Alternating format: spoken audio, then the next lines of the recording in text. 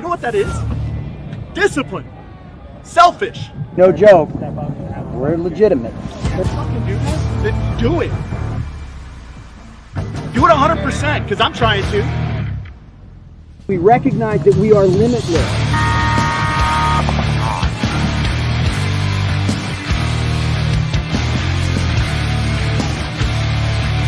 You gotta be a champion to become a champion, right? Winning is a habit because we create habits that lead to good execution and success. Monday nights are for the Coaches Show, your source for high-level insight into the incredible sport of paintball. This is the show where we break down the game of paintball with the people in the sport who know it best. Welcome to episode 84, everyone. I'm Coach Mike Bianca of San Diego Dynasty, and with me, as always, is my friend and co-host, Ryan Gray of Red Legion. Tonight, all things Team USA, baby, and for good reason. Team USA competes in all 5 divisions overseas and have brought home gold in all 5 divisions 2 years in a row. Those divisions are U16, U19, women's, men's, and veterans. And the American teams are getting ready to make a run for the hat trick, right? 3 years in a row. The teams are built, they're training, and they're stacked. Teams from all over the world will converge on Dreux, France, about an hour west of Paris, to compete for the coveted Nations Cup, which, as I said just a moment ago, all 5 cups have stayed in the United States of America the last 2 years running. So tonight, we're going to speak with the duo behind Team USA, the team captains of each team, and of course, the coaches. We're going to learn about the process, what it takes, how they prepare, and what the expectations are for the upcoming Nations Cup. You can support the team, right, by stopping by their website, Team USA Paintball, all one word, teamusapaintball.com. Read about the team and ways you can help them. So don't go away. We got lots on the plate tonight. Tonight's show is brought to you by Max Sportswear, the leader in custom paintball gear. Call Max. We're pretty sure they're going to have a package that works for you and your team. You can count on it. And by BKI Paintball, bringing you the best knowledge in paintball on and off the field.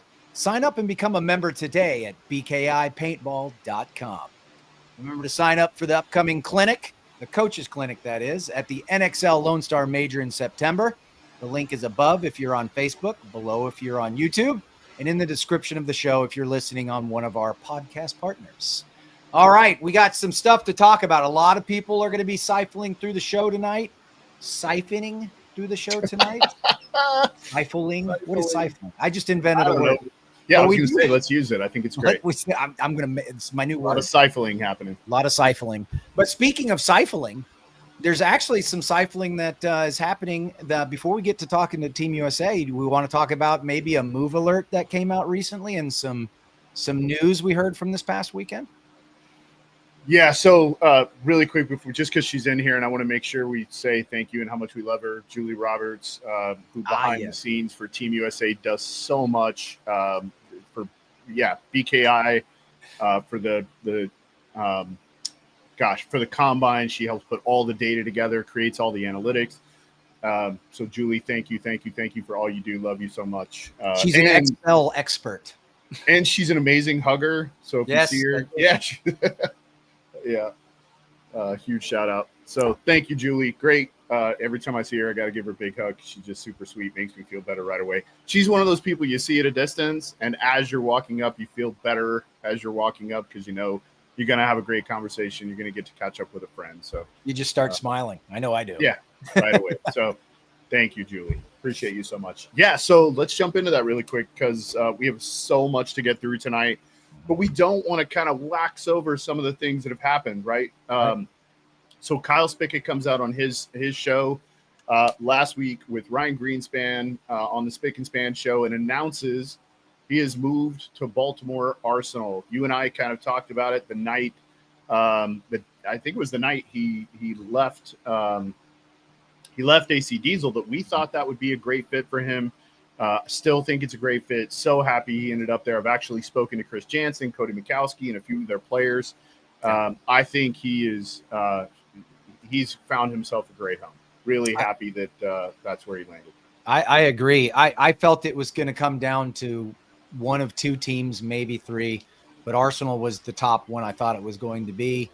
And I just felt like you're right. I think that team's already dangerous. You've already got an academic team, and now you're just adding Kyle's capabilities and his academics to that. And I think it's going to be a very powerful and a good combination and meeting of the minds. What I also loved was very classy how he did it. I thought that was really, really well done how he announced it.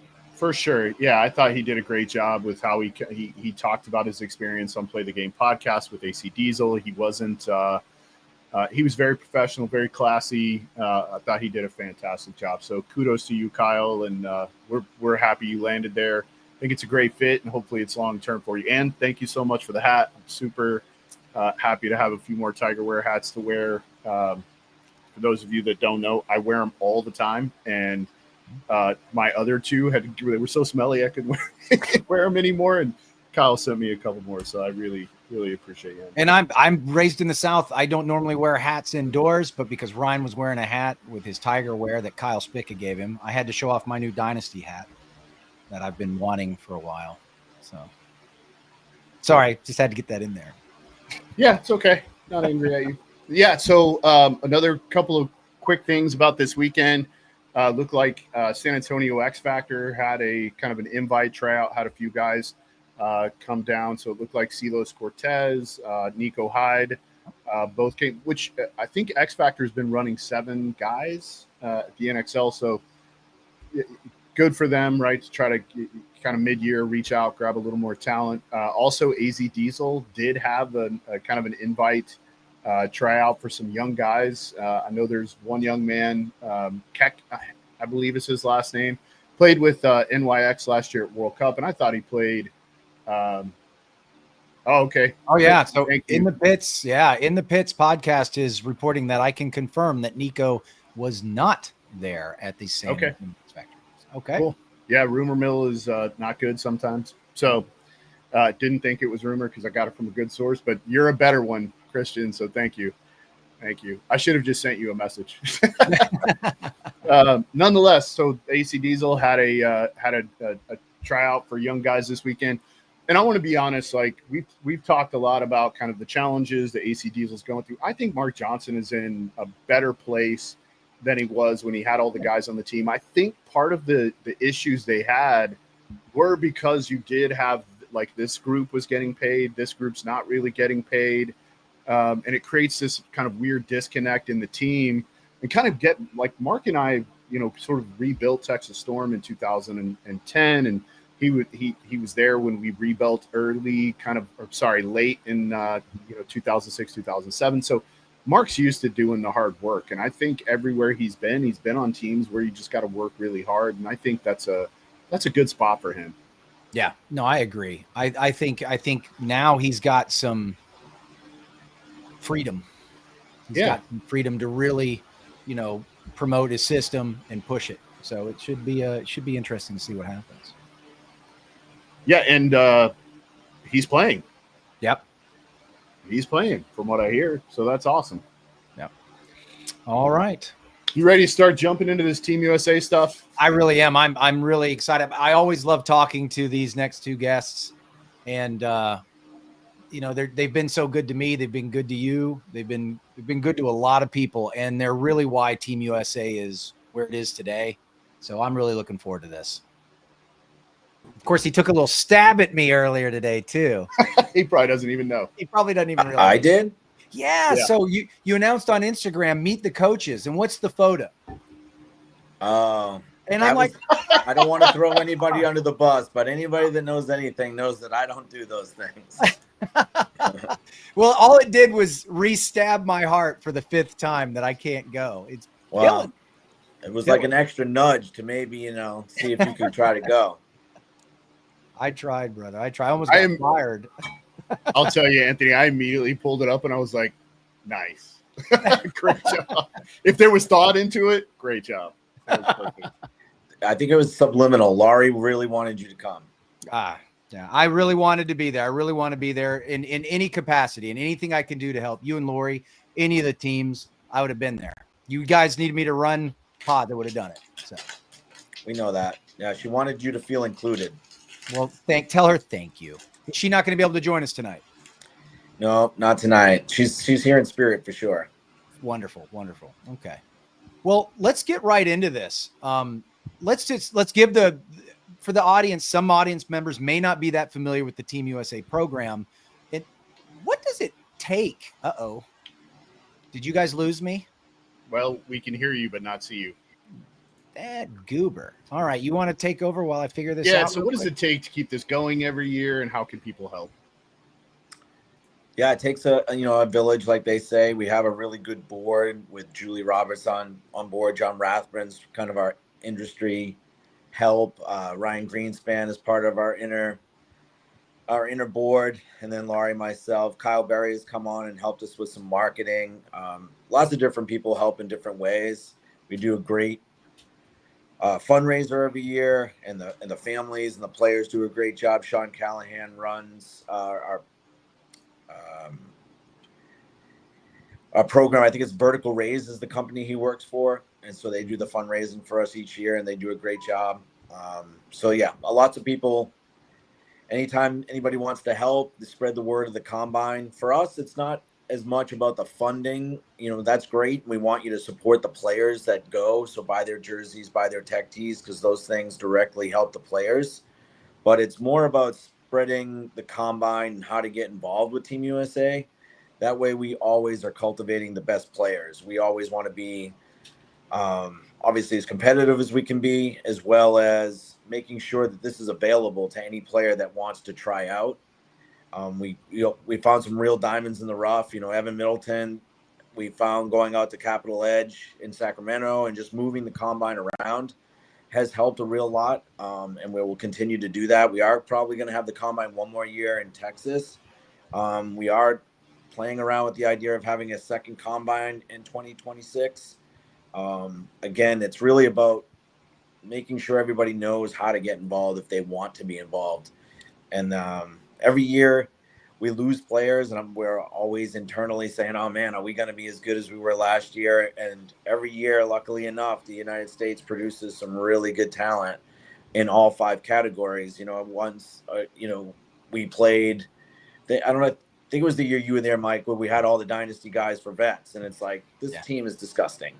And it's like that, this team's never going to be as good as that again. And then all of a sudden the next year, Thomas Taylor's available. And, this year, Thomas Mantoni and Moorhead was available. Unfortunately, he couldn't make it, but, he's available. And next year, Slowiak's available. And like every year, you've got this influx of great talent for us to choose from.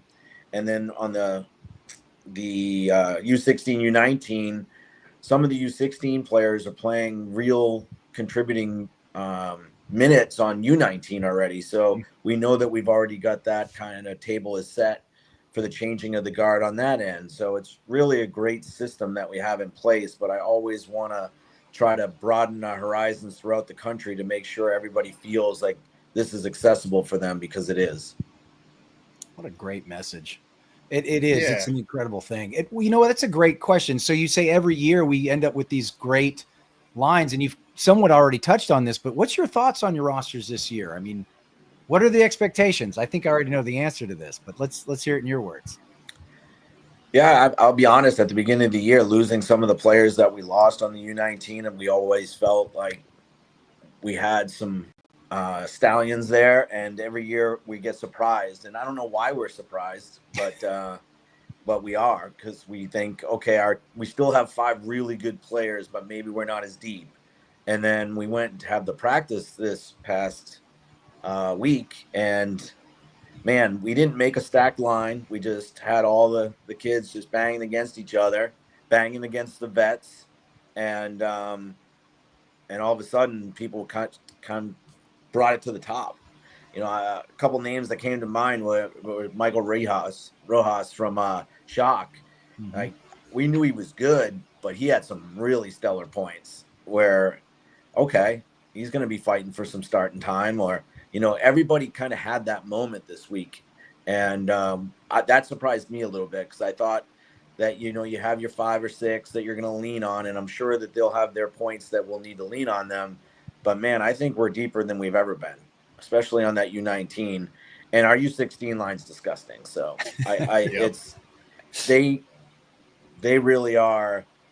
They battled against the vets and gave them some games. They battled against the women and gave them matches and beat them, and lost some too. But U19 played against the vets even when we had a full line out there with Thomas Mantoni was there, Greg Horostik was there, Corey Field flew out, which I really appreciated Corey coming out. And then Ryan Podesta was there. You know, he was going to be there with Nico anyway, and they grabbed Ray Bucco from NYX, and they banged all weekend long with the U19. So it was good, and I think the U19s have some more respect for the vets, and the vets know that, wow, these kids can play.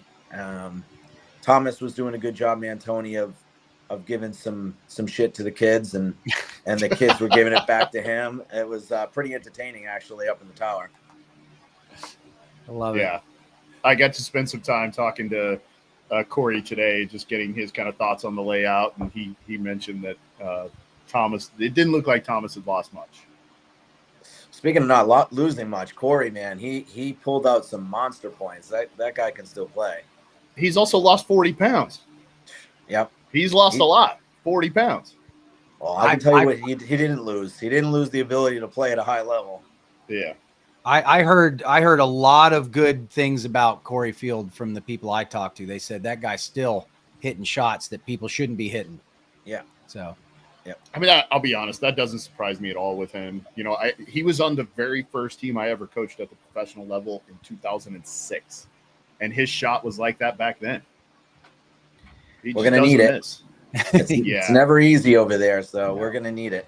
No, we almost got surprised last year, and heart attack kids. We did get surprised, right? And then, of course, you know, the GOAT has to do GOAT things and kind of put the team on his back and go win it for us. But yeah, it's I think, you know, Mike kind of mentioned this, you did too. So like I was there 2 years ago when we had that entire dynasty line as the vets, right? We had Alex and Yosh and Ryan, and I was like, this is just not fair. This is not fair.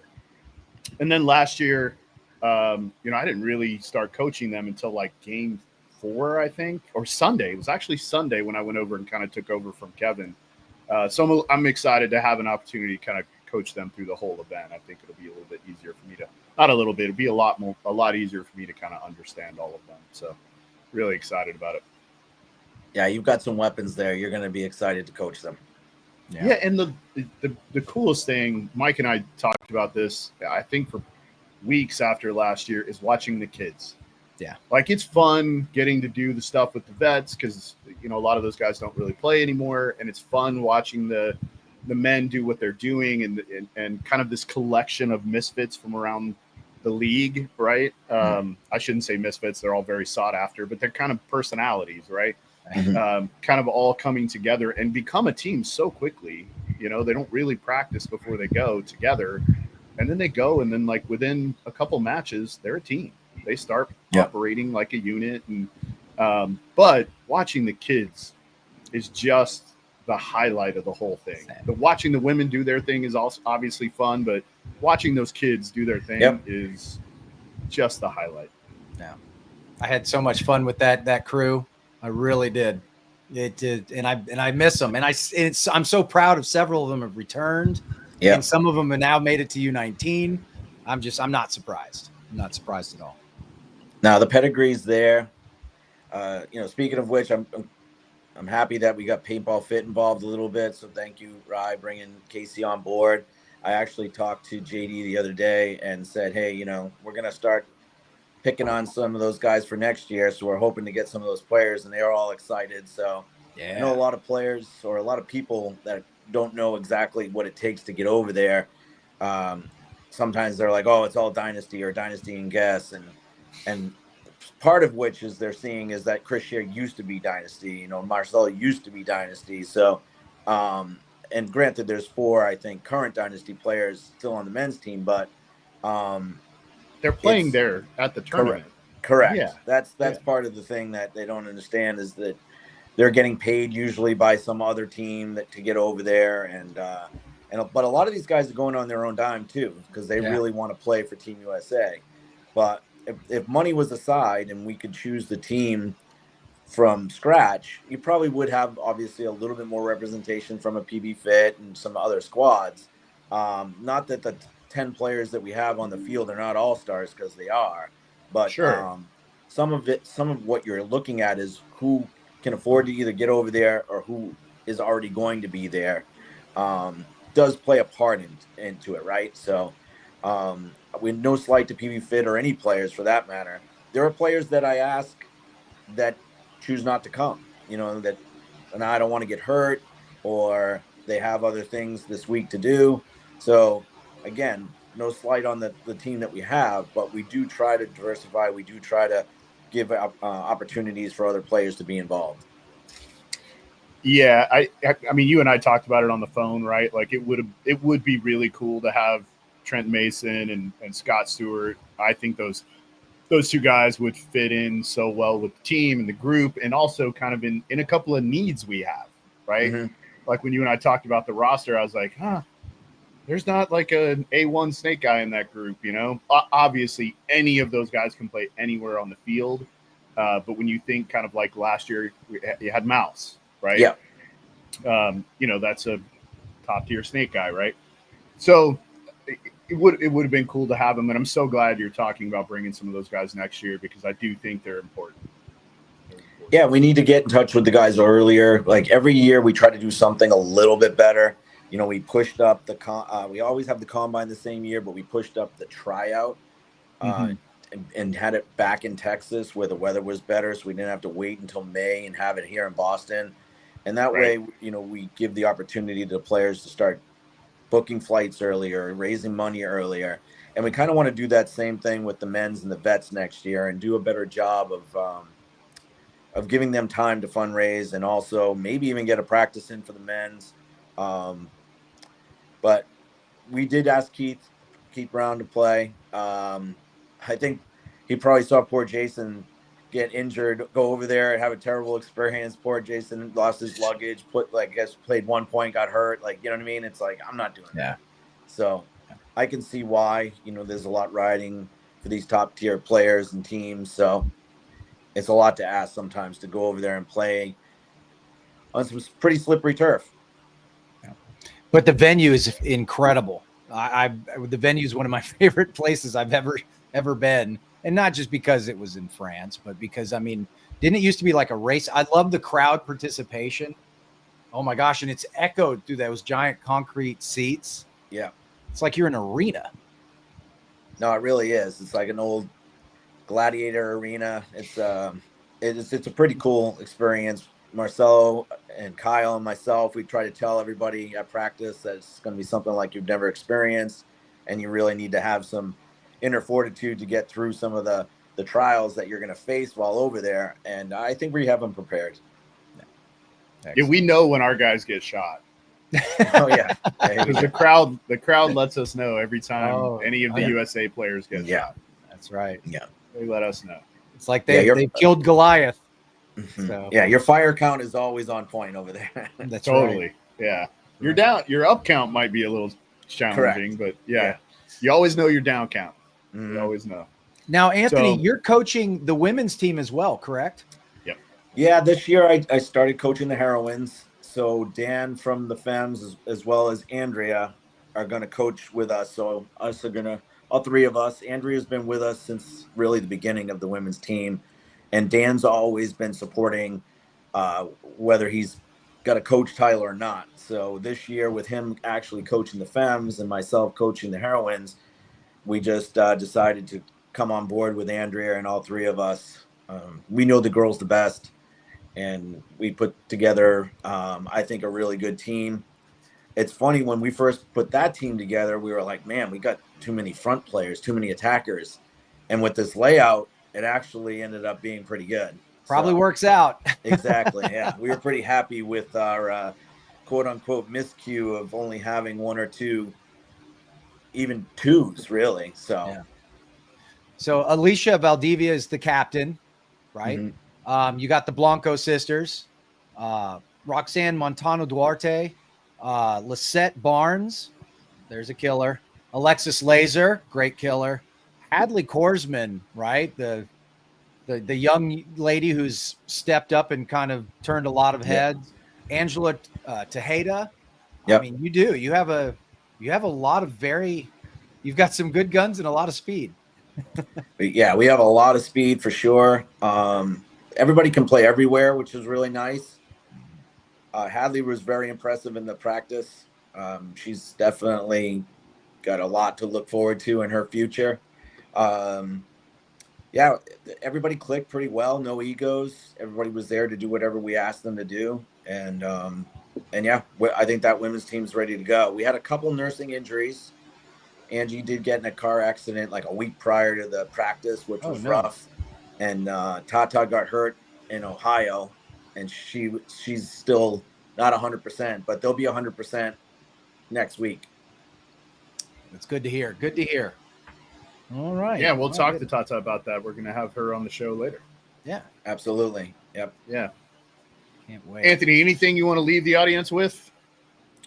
No, I want them to get to have enough time to go through all the captains and coaches because they're all really good people. I really love our captains.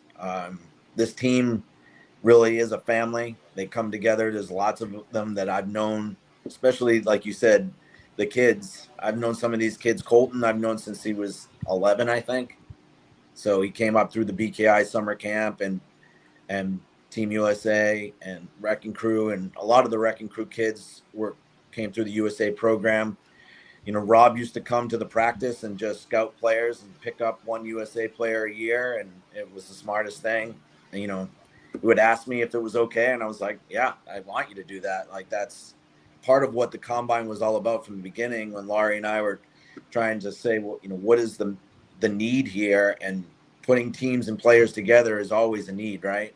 So having captains and hopefully pro coaches will start coming out to the Combine a little bit more regularly and paying attention to these players. No, they should stay home. They need to come. It's so funny because I'm like, I want to be there, and Ryan's like, I'm not going. No, I want to be there every time, but we don't need any other pro. Like, you guys stay home. There's nothing to see here. Keep driving. Keep on going. I see what you're nothing doing. to see here. Yeah. Yep. So, and I think you should do 2 next year. Florida is a great place to do it. You should look into Alabama. Or you could do like Houston and then do your place, or maybe even like California, right? Yeah. San Diego. Yep. Yeah, we did it in California a few years. But, yeah, we're going to keep moving it around. Like I said, I want to make it accessible to everybody and try to make it cost effective so they can get out there and show their stuff. Excellent. Yeah. Excellent. Houston's a great place for that. Cheap to get to. Hotels are very inexpensive. So there's a pretty cool park down there. Yeah. Park down there. Wasteland Paintball. Yeah. Great park. Great park. Well, Anthony, thank you so much, man. We'll see you next week. Yes. Yeah. Let's go win some more Go medals. win, man. Let's do this. Thank you, brother. Thanks, guys. Appreciate it. Yes, sir. Bye-bye. Well, our next guest is already in there.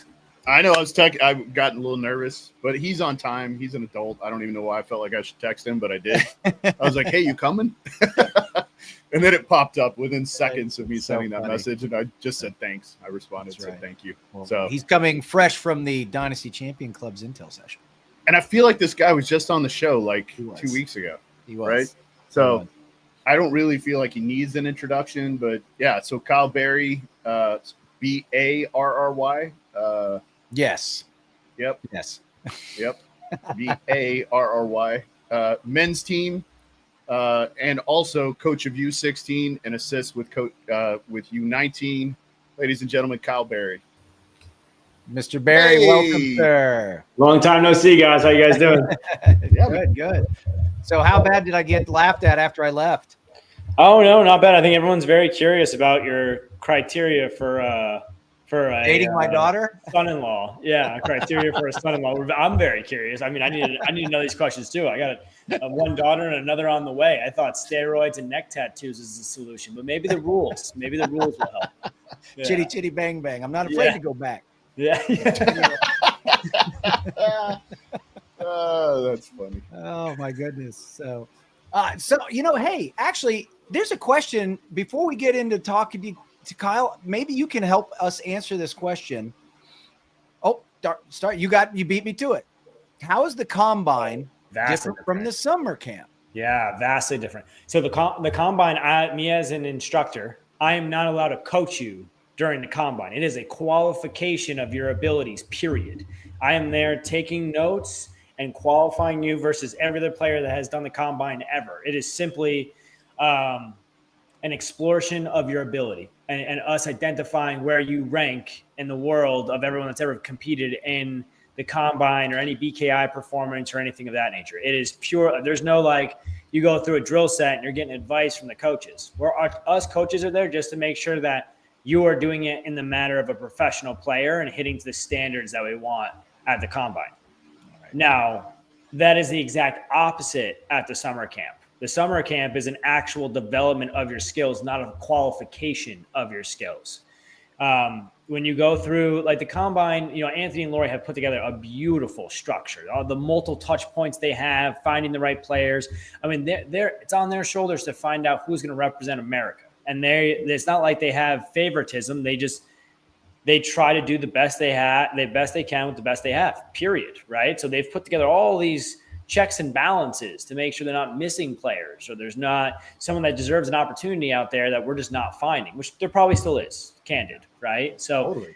But the combine was really a structure to test abilities and then get an opportunity for Team USA.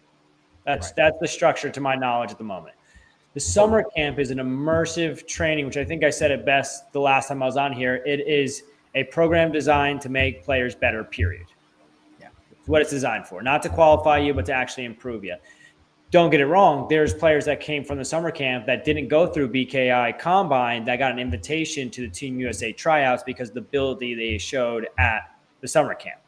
Yep. Right. So that does happen. Why? It's all the same ecosystem, right? They're just trying to make sure that all the available talent at that tryout to figure out the best players to represent America. So we have the second created word tonight. I created the first one. Kyle just created one. Exploration. He meant exploration. Exploration. Thank you. So we've got two cool words. Hey, we're visionaries. We're visionaries, man. Dude, it's you guys are. I think I did 3 podcasts myself today, and I've had about 15 meetings. My mouth stopped working about 5 o'clock. Before that, I thought I was pretty clean, but right after 5 o'clock. It gets a little rough, but I'm excited to be on here, man. I am, because what you guys are doing representing Team USA is super, super powerful. It was a dream of mine all growing up as a kid to compete on this team. It faded away for multiple years after COVID, and then the resurrection of it in 2022. I want to believe it was the year 2022, maybe 2023. That was when it came back, and I got my opportunity simply because I was playing over there in Europe and they needed players, and it wasn't a great opportunity for a bunch of people to come over there after the rule structure was changed for the pro players in Europe. So what you guys are doing, highlighting these players, very, very important, I think, because when we go over there, maybe we don't have the support of all of America, but we try to support all of America while we're doing it. We're trying to represent the country in the best way fashion, from the professionalism on the field, off the field, how we play, everything in between. It is all for every single person in the U.S. watching this content right now. And that's why we're doing it, right? Like we did it last year, and we think it's really important. Team USA all the way back from, really when Tim Artresser was really kind of trying to head it up and really keep it moving along. I've been a huge fan for a long time. And so now getting to participate in it, I understand the importance of making sure that here's my dig sometimes, and I'm hopeful you're going to be able to help with this. Anthony mentioned you're going to help with some marketing stuff. We start way too late trying to let people know about Team USA and how they can be supportive. Here we are kind of 1 week out trying to give flowers, but we do want to make sure that, especially these young folks, they get their flowers, right? They have an opportunity to get on one of the podcasts, talk about who they are, talk about what it means to represent this. And I'm hopeful somebody like you will come back and cut this up and grab some reels from these young folks and throw it out on the interwebs promoting Team USA and the Combine. And, you know, as a coach who loves data, the Combine is one of the best metrics you can use. So any coach out there, if you have a tryout, can go grab the Combine drills for free from the Combine website and then go measure the players who come to your tryout against the data sets that are already there and free for you to grab. You literally can grab the KPIs straight from the Combine website. It's free. And you can get all of the tools you need to run the drills for free. And if you guys didn't know, those data points weren't made by Anthony Vitale, which he could have. Anthony Vitale is definitely on top of the ball. Those KPIs were built by Ryan Greenspan, Marcelo Margot, Grayson Goff, the pro guys that were in it playing while they developed the drills of, like, if a top level pro did this drill, this is how they would execute. Totally. And that's, again, it's very thoughtful. You're not being measured by one thing. There's multiple KPIs in each one of the drills. It's like when we talk to coaches about how they need to perform player development and measure their players. That's what we talk about. Have more than one KPI per drill you do. Like with Red Legion, we have 3 to 5 in every drill that we do. 3 to 5 that are being measured every time these guys, you know, run a test. So again, like the way the Combine is run is so incredibly important and efficient.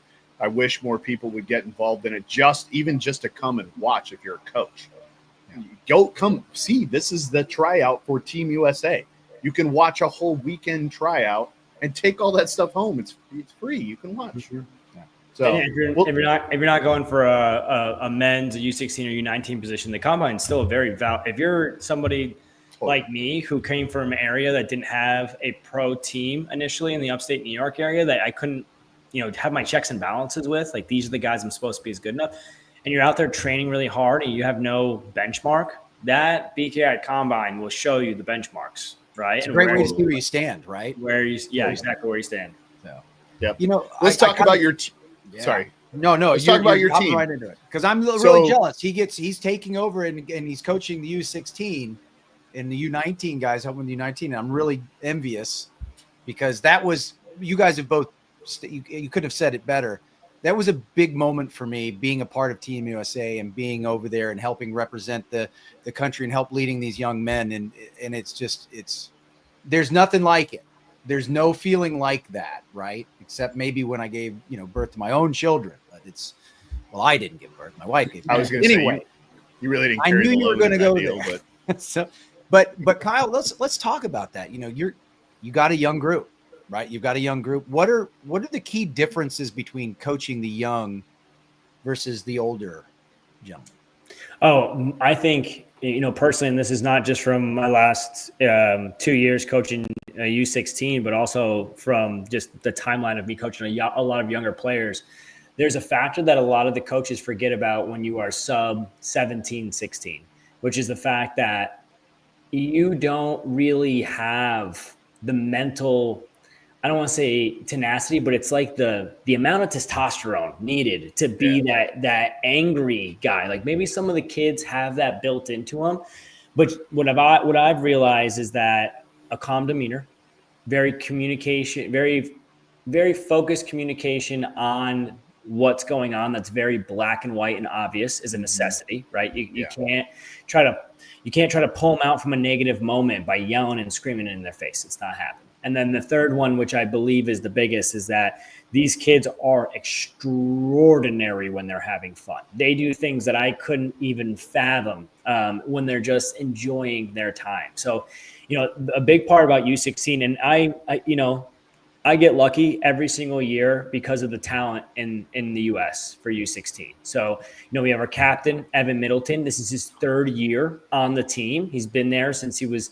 13 years old. The kid's playing semi-pro with Collision. He's an incredible player overall, not just a captain, a motivator, but just a stand-up individual as a human. And then he represents that throughout his entire team. And then he's playing at a semi-pro caliber level at 16 years old. Just, you can't say much else, right? Then you go down the roster list, and coming back We have Mason Lumbo. It's his first year, right? Awesome player, right? Yep. Awesome player, and he's really coming up to the ranks and really have shown his grit. We have Warren Barker, who's a new player as well, who's really come into his own. I've watched the kid grow up from just a baby to where he is now, and his progression has been huge. Ashton.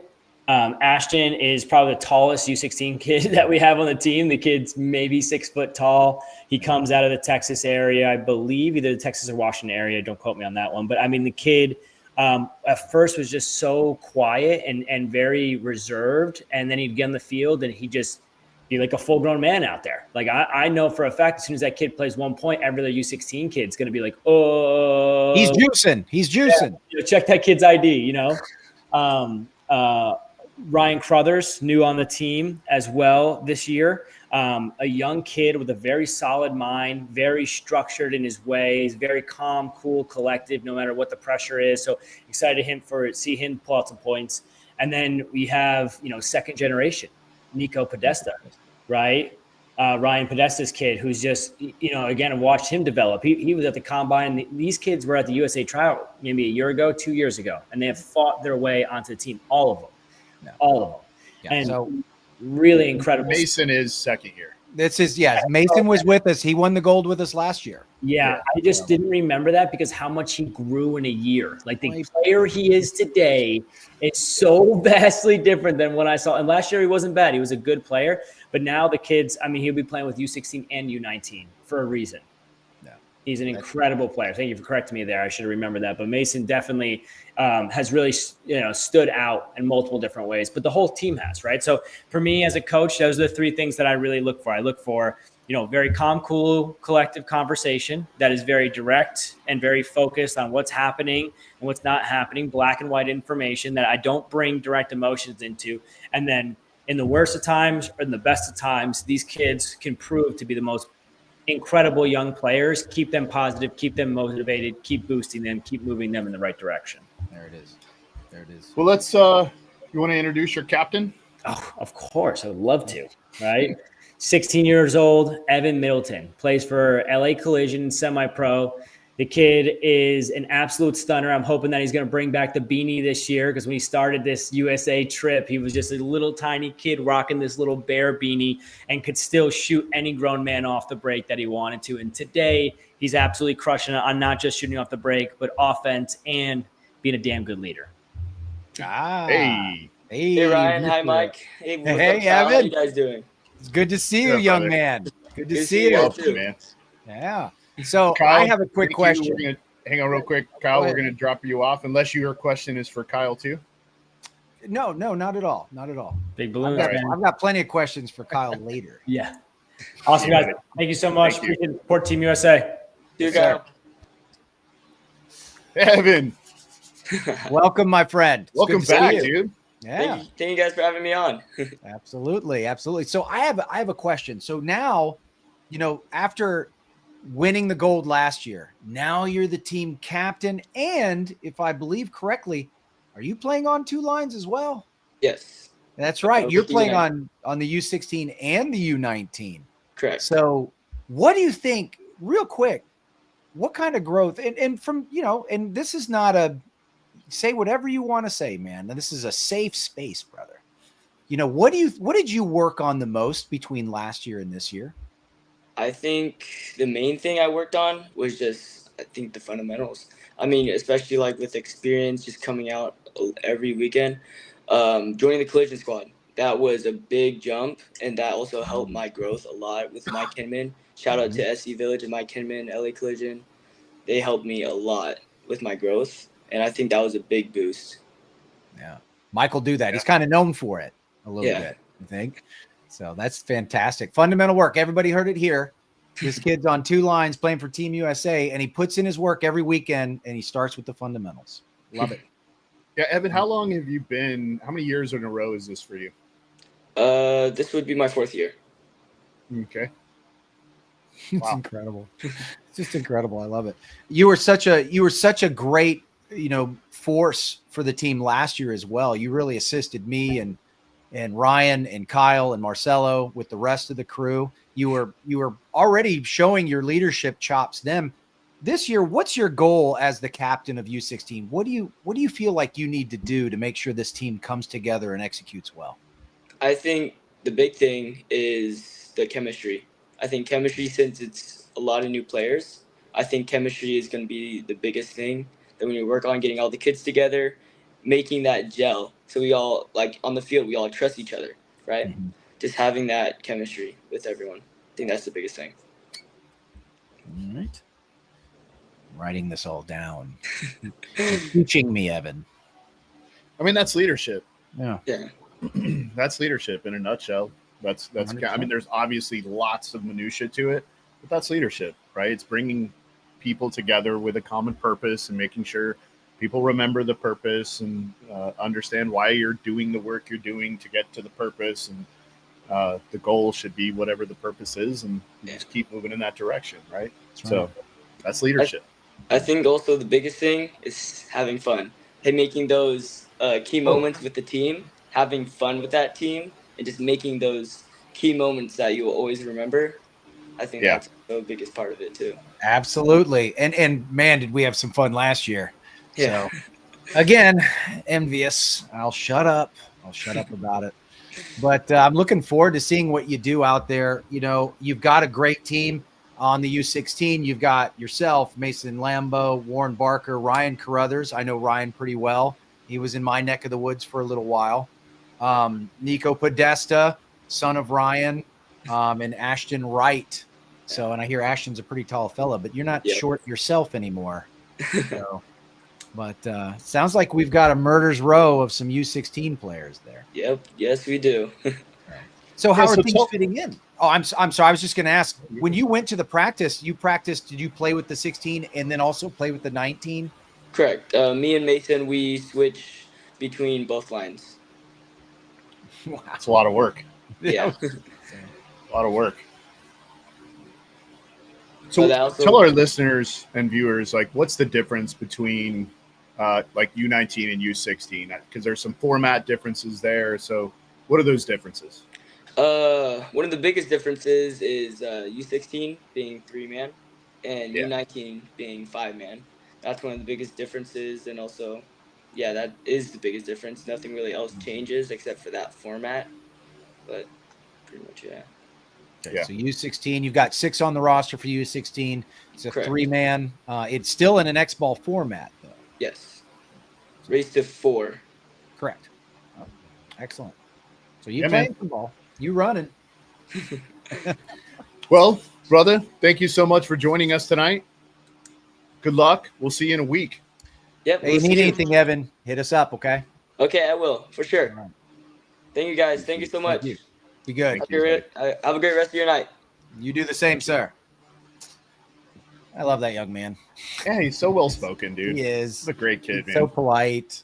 That is probably one of the things that last year that I didn't really get an opportunity to do the year before, but last year getting to kind of spend more time with. They're all good kids. Yeah. They're polite. They're respectful. They're hard work. Like, they're just really, really good kids. It's like, of course, this is the cream of the crop, right? Because of how they behave and how their, kind of attitudes are. I mean, they're gritty and they're still teenagers, but they're very respectful. So I apologize. My dog somehow figured out how to open the door. well, let's move on to the next guest, because I'm really excited to have him on. Obviously, every time we have him on, we could sit here for hours and hours on end and talk to this man. But really one of kind of the leading and driving forces of lots of different parts of not only BKI, but Team USA, not only as a coach, but also kind of from a recruitment perspective and having lots of conversations with coaches around the country. This guy works his ass off, making sure that Team USA always has kind of the best talent. So, Marcelo Margat. You might have heard of him. Hello, gentlemen. Hi, coaches. How are you doing, sir? Excellent. I'm a little cold right now. I just got out of the cold plunge about 5 minutes ago. So I probably should have given myself a little more time to but you're juiced now. Excellent. Yeah, absolutely. Oh, it's the best. Yeah. The best. You get this great. I do it every day. right? And you get this like awesome energy. Like I used to get like 5 to 6 hours. Now it's only like 4, but still it's like 4 hours of the best energy that you can possibly get. Absolutely. Not just energy. It's really a mood thing. Like you just feel so good, you know, you're just happy. It's excellent. It's a hack. You're happy not to be cold anymore. Yeah, that's for sure. Yeah, that's for sure. Yeah. All I got out of my last cold plunge is all this white hair. I don't know what happened. I must have been doing it. I don't think it's supposed to work like that. Yeah, I think no, you did it wrong. You did it wrong. It was typical. Although mine is turning the same color, so maybe that is part of this. You know, maybe it is part of what's happening in there. How old are you now? Man, I was just talking about this. I'm 35, halfway to 70. It's a crazy thing to say. I'm halfway to 106. Damn. We can play this game. You got me beat. Mine actually started turning. I was a little later in life. About 42 is when it really started turning. Amen. You're owning like it, though. My wife turned 16, and it was like almost immediately. So. Wait. I think you missed. Did you say? I think you said your wife turned 16. I think you meant your daughter. My daughter. I just want to clarify for the viewers. I was like, I think we heard that. My wife is 1 year younger than me. So my daughter turned 16. Yeah, marrying 16-year-olds doesn't play well these days. Yeah, I'm in Oklahoma. It's a wild place here. So let's jump in. So you're you do a ton. So why don't you kind of run the listeners and viewers through like what are all your responsibilities with Team USA?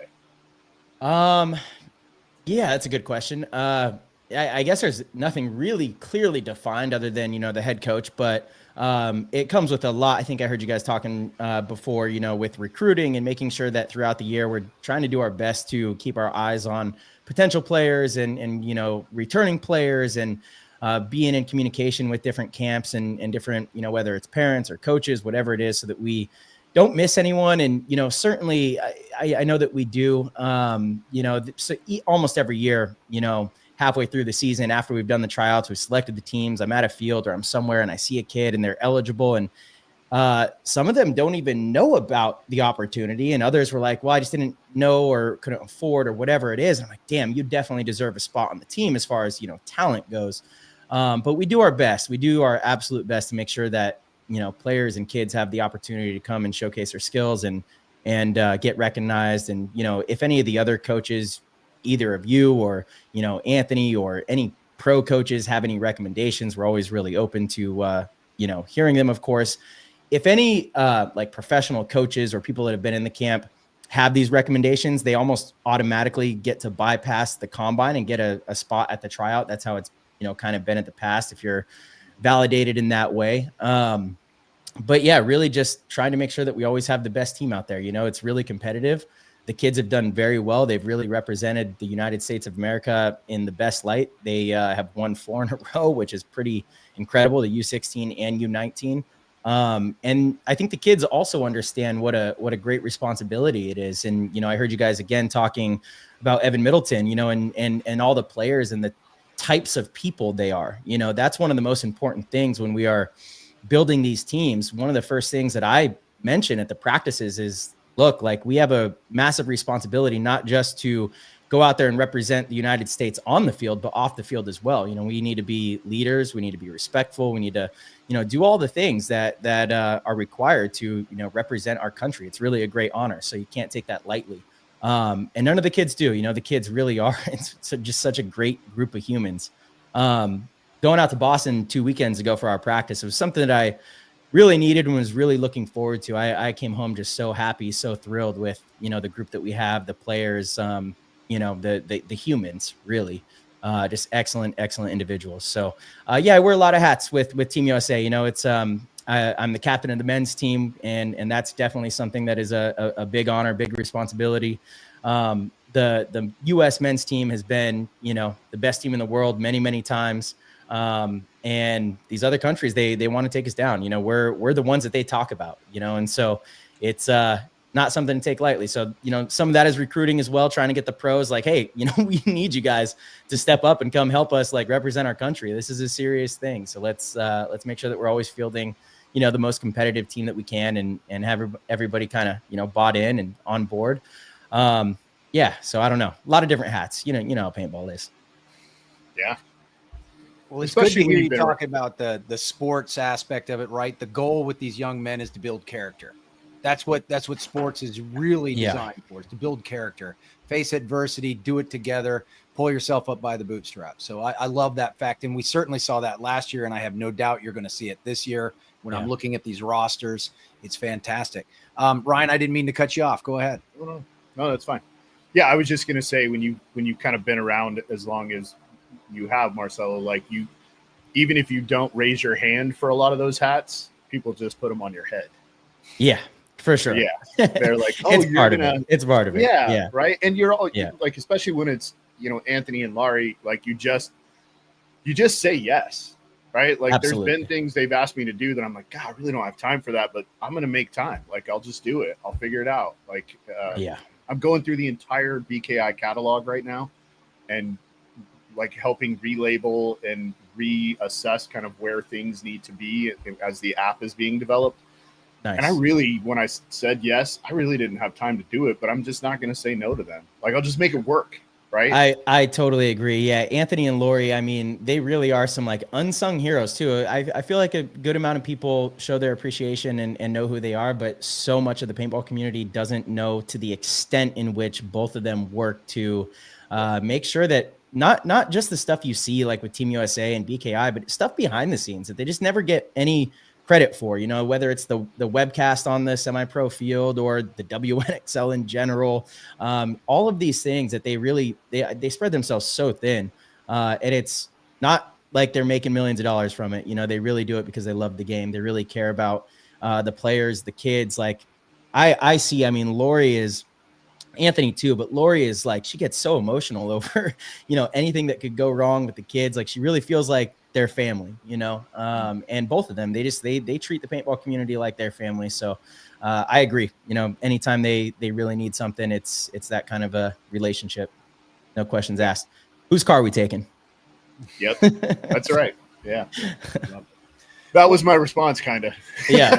Yeah. All right. Yeah. All right. Yeah. It's like that movie, right? Where he's like, all right, hey, we got to go do some bad things. The Town. That's one of my favorite movies of all time. Literally one of my favorite movies of all time. I need your help. I'll tell you what we're doing. I need your help. Whose car are we taking? Can't ask any questions. Yep.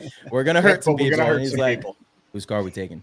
One question. Whose car are we taking? And the pregnant pause in between is the best. Yeah. Right? He's like really fiddling with something, and then he just looks up and he's like, whose car are we taking? Yeah. That's a great movie. Let's get into the kind of the captain coaching aspect. Besides the fact that you're building this team from the U19 and the U16, right? You're vetting these players as they come through the combine. You're looking for specific elements and variables, right? So you've built this team now, and now you've done all of that. Now you're the team captain of the men's team, right? Everyone wants to beat Team USA over here at the Nations Cup.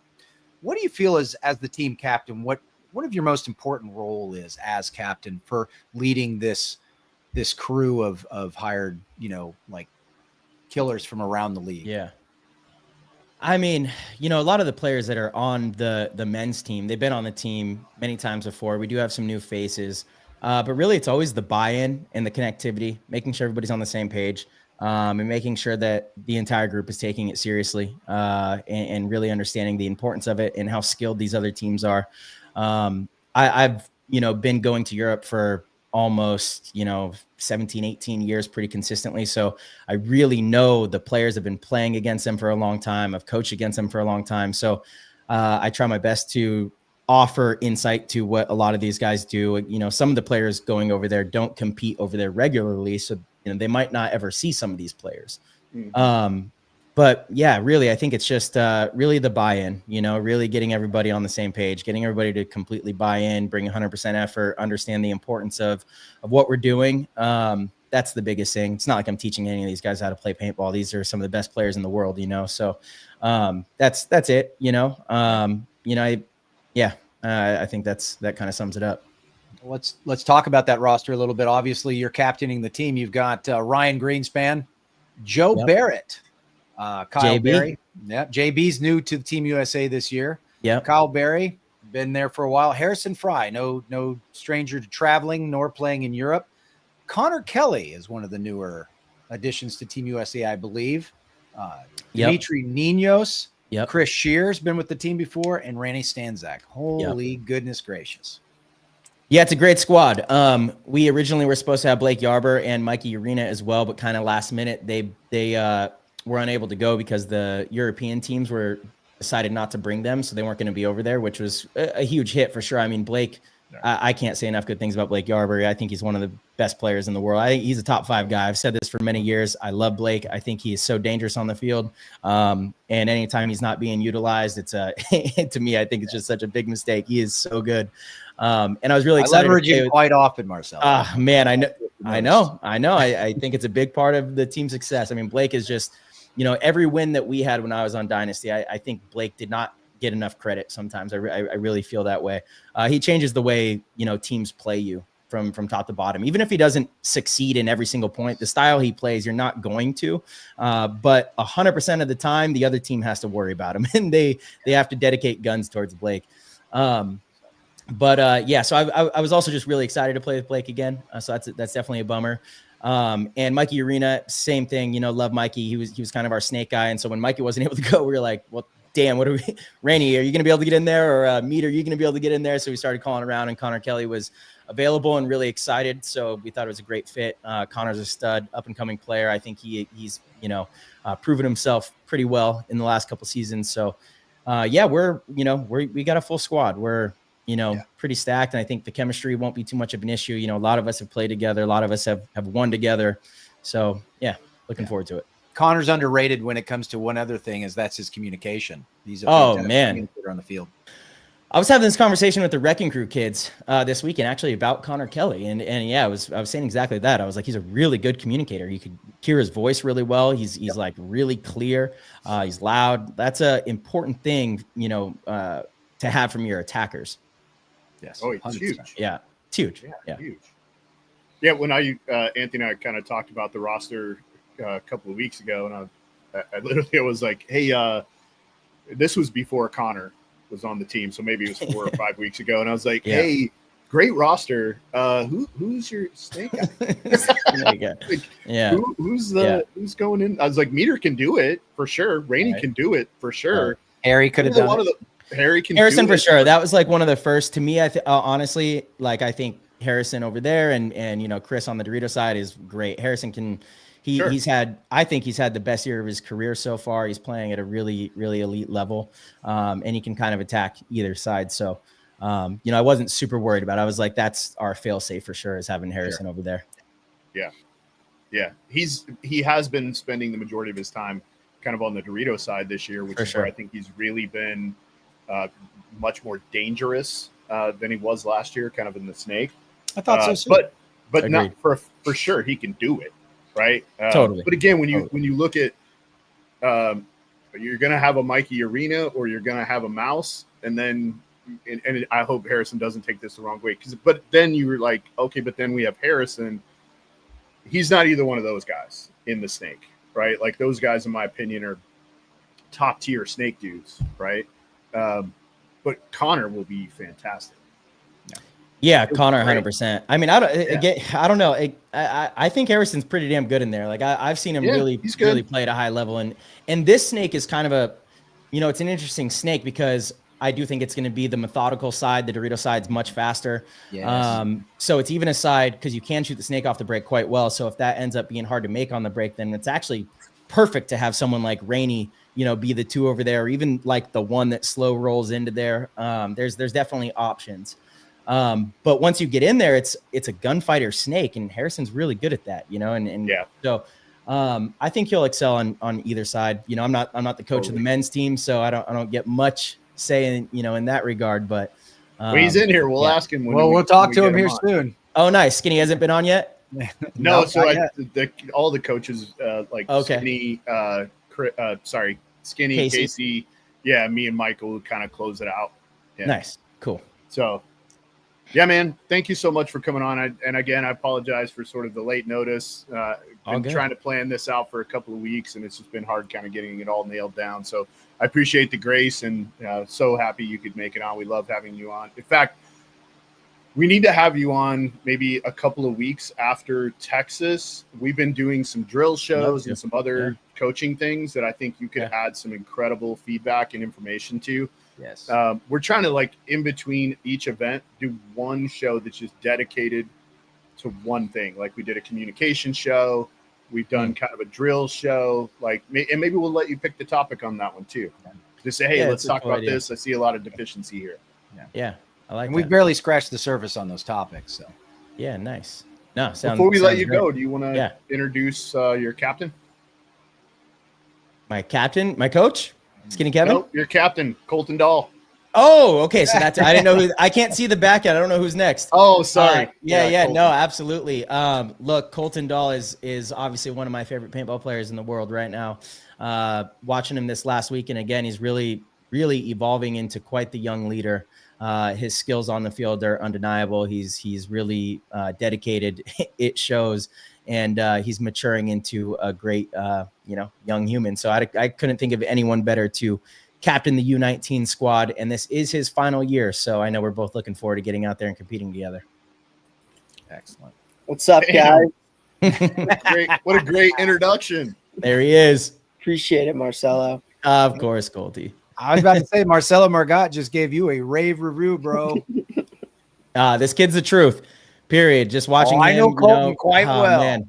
Yeah. I know Colton quite well. So, yeah. Looking forward to talking to him. Marcelo, we're going to let you go. Get back to your night. Thank you, buddy. Thank you. Appreciate you guys. See ya. Colton. What's up, guys? How we doing? We're doing great. How are you doing? I'm doing amazing.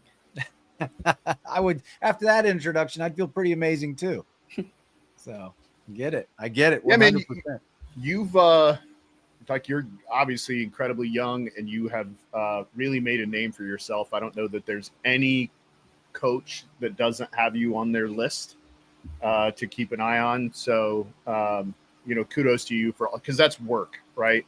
Like, there's no magic pill you can take. That's work, and that shows a lot about your dedication and the kind of man you are. And so, first of all, congratulations on your career thus far, but it's only getting started, right? It's only getting started. It is only, you got 4 gold medals, I believe, from doing this.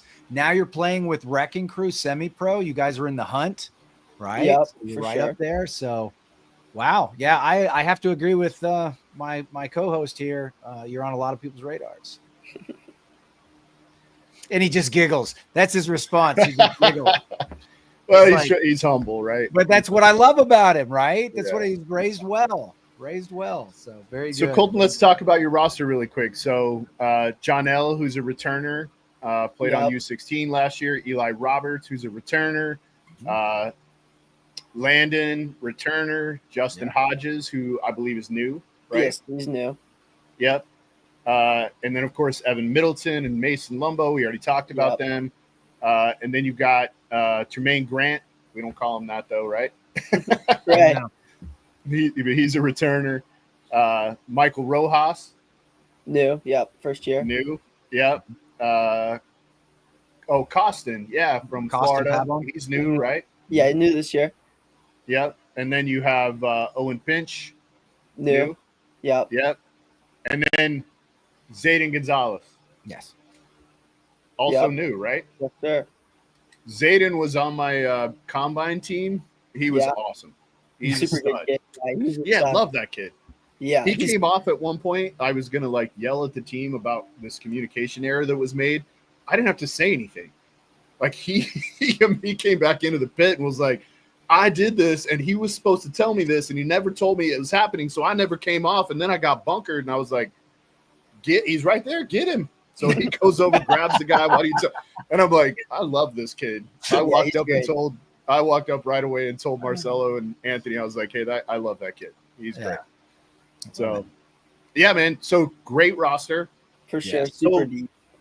Yeah, really deep. Again, after losing quite a few players who aged out kind of in the off season, come back, reload, right, with bunch of new guys who are really, really talented. Of course, Evan Mason kind of been there before. Right. So, like, what are the things as a captain of this team with a bunch of new guys? Like, kind of what's your focus? What's your goal?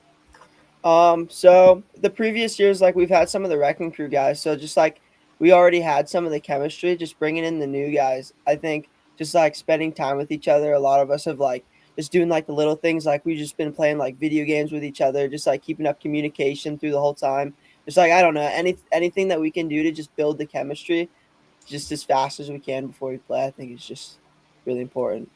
I love it. How was the chemistry at the practice this last? I mean, I thought it was amazing. Yeah, everybody's having a great time. Everybody started really clicking on Sunday when we got towards the end. Everybody, like, the communication was good. Everybody was playing off each other really well. It was good. So, like, give me an example. As captain, you're coming off that perhaps the coach hasn't gotten to you yet. You're coming after a point. You either won it or you lost it. It doesn't matter. What kind of conversations are you having with people as we come out? Hey, we could have done this better. Hey, we did this really well. That sort of thing happening after each point? 100%. I mean, yeah, nobody's, like, denying, like, any, like, mistakes they made or anything. Everybody's, like, super responsive to all the criticism and stuff, all the communication, like, on and off the field at the start box. I mean, I felt like it was pretty professional between everybody. Everybody's accountable. And when you got everybody 100%. accountable, Makes it way easier. Yeah. Yes, sir. I love it. Oh, it's goodness gracious. Where are you probably going to be playing on the field this year? The middle, like the 3 spot. I really like shooting that snake lane from the command center. He's going to go up to that tower. That's right. That's what I'm going to tell you right now. Because that shot is it's hard. Yeah. It's hard. There's Right. 2 places you can shoot it on the way up. There's a real quick one. You get like maybe 3 balls, and then there's a secondary shot. Like, as soon as I saw it, I was like, yeah, this is where Colton will be. I was just curious. I wanted to see if I was right or not. And obvious. So I should have known it was obvious. Yeah. That was I my heard from favorite Corey spot, Fields for sure. today you were shooting their Dorito guy a lot. Yeah. I was shooting towards like the beginning of practice. I was shooting that, but like towards the end of practice, I started shooting the snake lane. I mean, oh my gosh, though, Corey, insane. I like the one point I like got into the 50 snake, and he was in the snake I was in the tequila, he was in the snake 4, and I'm just posted, and he just popped the top and one balled me. I was like, I didn't even know what happened. It was crazy. He's nasty. It sounds like Corey. Sounds a lot like That sounds like Corey. Old age and treachery. Yeah, the OG still got it. He's a pirate. Old age and treachery. I love it. It dominates every time. All right, man. We're going to move on. You got anything you want to say to the audience? I don't think so. Appreciate you guys for having me. Are you going to give all the guys a bunch of project gear? What? What? I don't know. That's too funny. Way to put him on the spot, Rye. All right, I'm just asking. Yeah, I know. Wondering, maybe you would. Way to do it. Way to make it happen. So, all right, brother. Thanks for Courtney, you need anything, you holler at us, okay? Yes, sir. Thank you guys. Have a good night. Thanks for joining us. Talk to you, pal. Well, it has been a who's who, and we're just getting started. Yeah, the next who's who is like a who. He's the who. He's the who. He's the who. Yeah, like and I love every time we get to have him on too, because again, like, just wealth of knowledge, great experience, especially when we talk about Team USA. Playing on the men's team, captaining the veterans team, really, and also we'll let him kind of talk about it, but really kind of handpicks and puts together the squad every year. So a lot of responsibility on this man. So it really doesn't need much of an introduction. And again, it would be like a Tiger Woods introduction. So we're just going to bring him in. Welcome, Ryan Greenspan. What's up, guys? Thanks for having me. Can you hear me? Am I in? Yeah. Oh, yeah. We can hear you. We can hear you. You're Larry. Well, thanks for that intro, man. I appreciate it. I'm happy to come on anytime that you guys would like to have me. I'm stoked to be a part of what you guys are doing over here. And yeah, man, this is a cool show. We just had Mike with the Intel session. We scheduled it at 4 p.m. so we could get Mike in there. Like, dude, you have a big show coming up. Like, let's give everybody some info. So hopefully got some of the Intel session guys in here. We do. Matter of fact, we have a lot of the DCC guys who come in here all the time. And, For sure. And they ask questions, and they're great. They're fantastic. So I love that bleed over. Dynasty has been that club has been so good to the show, and we love it. We appreciate it. Yeah, they're great. They're great guys. I mean, everybody in paintball who like anybody who subscribes to any one of our channels is pretty much is in all of them, right? Because it's, if you love paintball, you're spending your Monday evenings, or if you're watching it pre-recorded, like you're spending your evening consuming paintball. That means you're going to be consuming as much of it as possible, and you're a fan of the top teams. You're a fan of what you guys do, what we do, PTG, and even Ronnie and all those guys. And I think everybody has been doing such a good job providing content, knowledge from whatever it is, and it's pretty cool. It's really good time to be a fan of paintball. That's an excellent point. There really has been a growth, just like there's been a growth with the Team USA process. BKI, the combine, all of that. And what you guys are doing, I get so jealous when you post your grams from the combine. I'm like, man, I want to be there. Wait, you were at the combine. You mean the summer camp? I meant the summer camp. Yeah, I was like, the combine, I want to be at all all stuff. Yeah. I really do, because I love watching you. I am. He knows that. He calls me that. I'm right there, I feel like.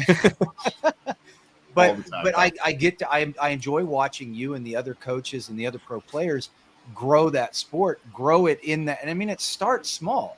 If we can affect that one player, it's an incredible. It can have a domino, a ripple effect. And watching you do it is actually truly amazing to watch. And that's not blowing sunshine up your bahookus. Here it is. That's my favorite saying of Mike's. No, you're right. Like the process is really cool, because again, before, and just so, and again, sorry, I didn't get to watch any of the other parts of the show because I was doing all the video stuff. But the process in the past, because I've been on Team USA in various shapes and forms and sizes over the past 2 decades, really. And in the past, it was just kind of like whoever can show up, like who's here. It was like Tim Montresor was really like trying to take everything by the reins. Like, all right, Ryan, help me out. Like, we got these guys here. We're either in Malaysia at an event, or we're in Europe at somewhere, or they're snubbing us because they don't want us to play. And we're just kind of a scramble. And then Anthony and Lori kind of came along. And we're like, hey, we'll help with this. Right. Because we have this system, and then we developed the combine, and it's like that system. And I saw you just had Colton Dahl on, and he's amazing. Like that kid is the quintessential, like literally blueprint for every young player out there, or any player out there, especially. And this is where it kind of gets me, is like, if you're a field owner or a store owner or a parent, and you're like, dude, my kid's so good, or you're the kid or the person, and you're like, I'm so good, I deserve to be on this team. What you need to do is you need to come to one of these events and showcase your talents, because we can't take you at face value or word value right there.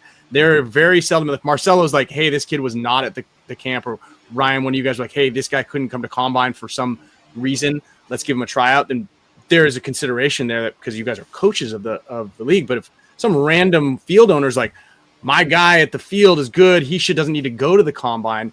Like, there's so much wealth of knowledge that you're going to get there, and it could be a humbling experience, or you could come out there and stunt, and that's what we're looking for. Right. Like, I want that to happen. But a lot of players out there are like, we want to put in the work, but the combine and those other steps are there for a purpose, and the purpose is to show that you're committed to be able to come to these, because it's not an easy financial decision, especially for parents and younger players, to play in the Team USA organization, because you got to come out, you got to showcase your talents, then you got to make it to practice twice, and then you've got to fly out to France to represent your country. So it's not one of those things that it's very easy to do. And there's a ton of support, like you guys said. Guys, buy the merch, visit teamusapaintball.com, get one of these shirts, one of these jackets, like get something, or just donate, because that goes to pay for practices, paint. I mean, the paint budget is insane to get the coaches out there. There's a lot that goes in it behind the scenes. And the bigger the program gets, the easier it will be for our parents and our players, and possibly even some of the pro players out there, because, we come out of pocket on this as well, to get out to these events. So I think the Team USA program has grown tremendously, and it's really cool, man. It's really cool to see now. I've seen it in its infancy, which was kind of like, hey, can you play? You got a match in 30 minutes, and we're like scrambling in between points, and who's got pods? I don't know. Who's giving us paint? Well, I mean, I'd imagine now, Ryan, walk us through this. You're captaining the veterans team as well as playing with the men's team. So you're going to be running back and forth between matches. I've seen it.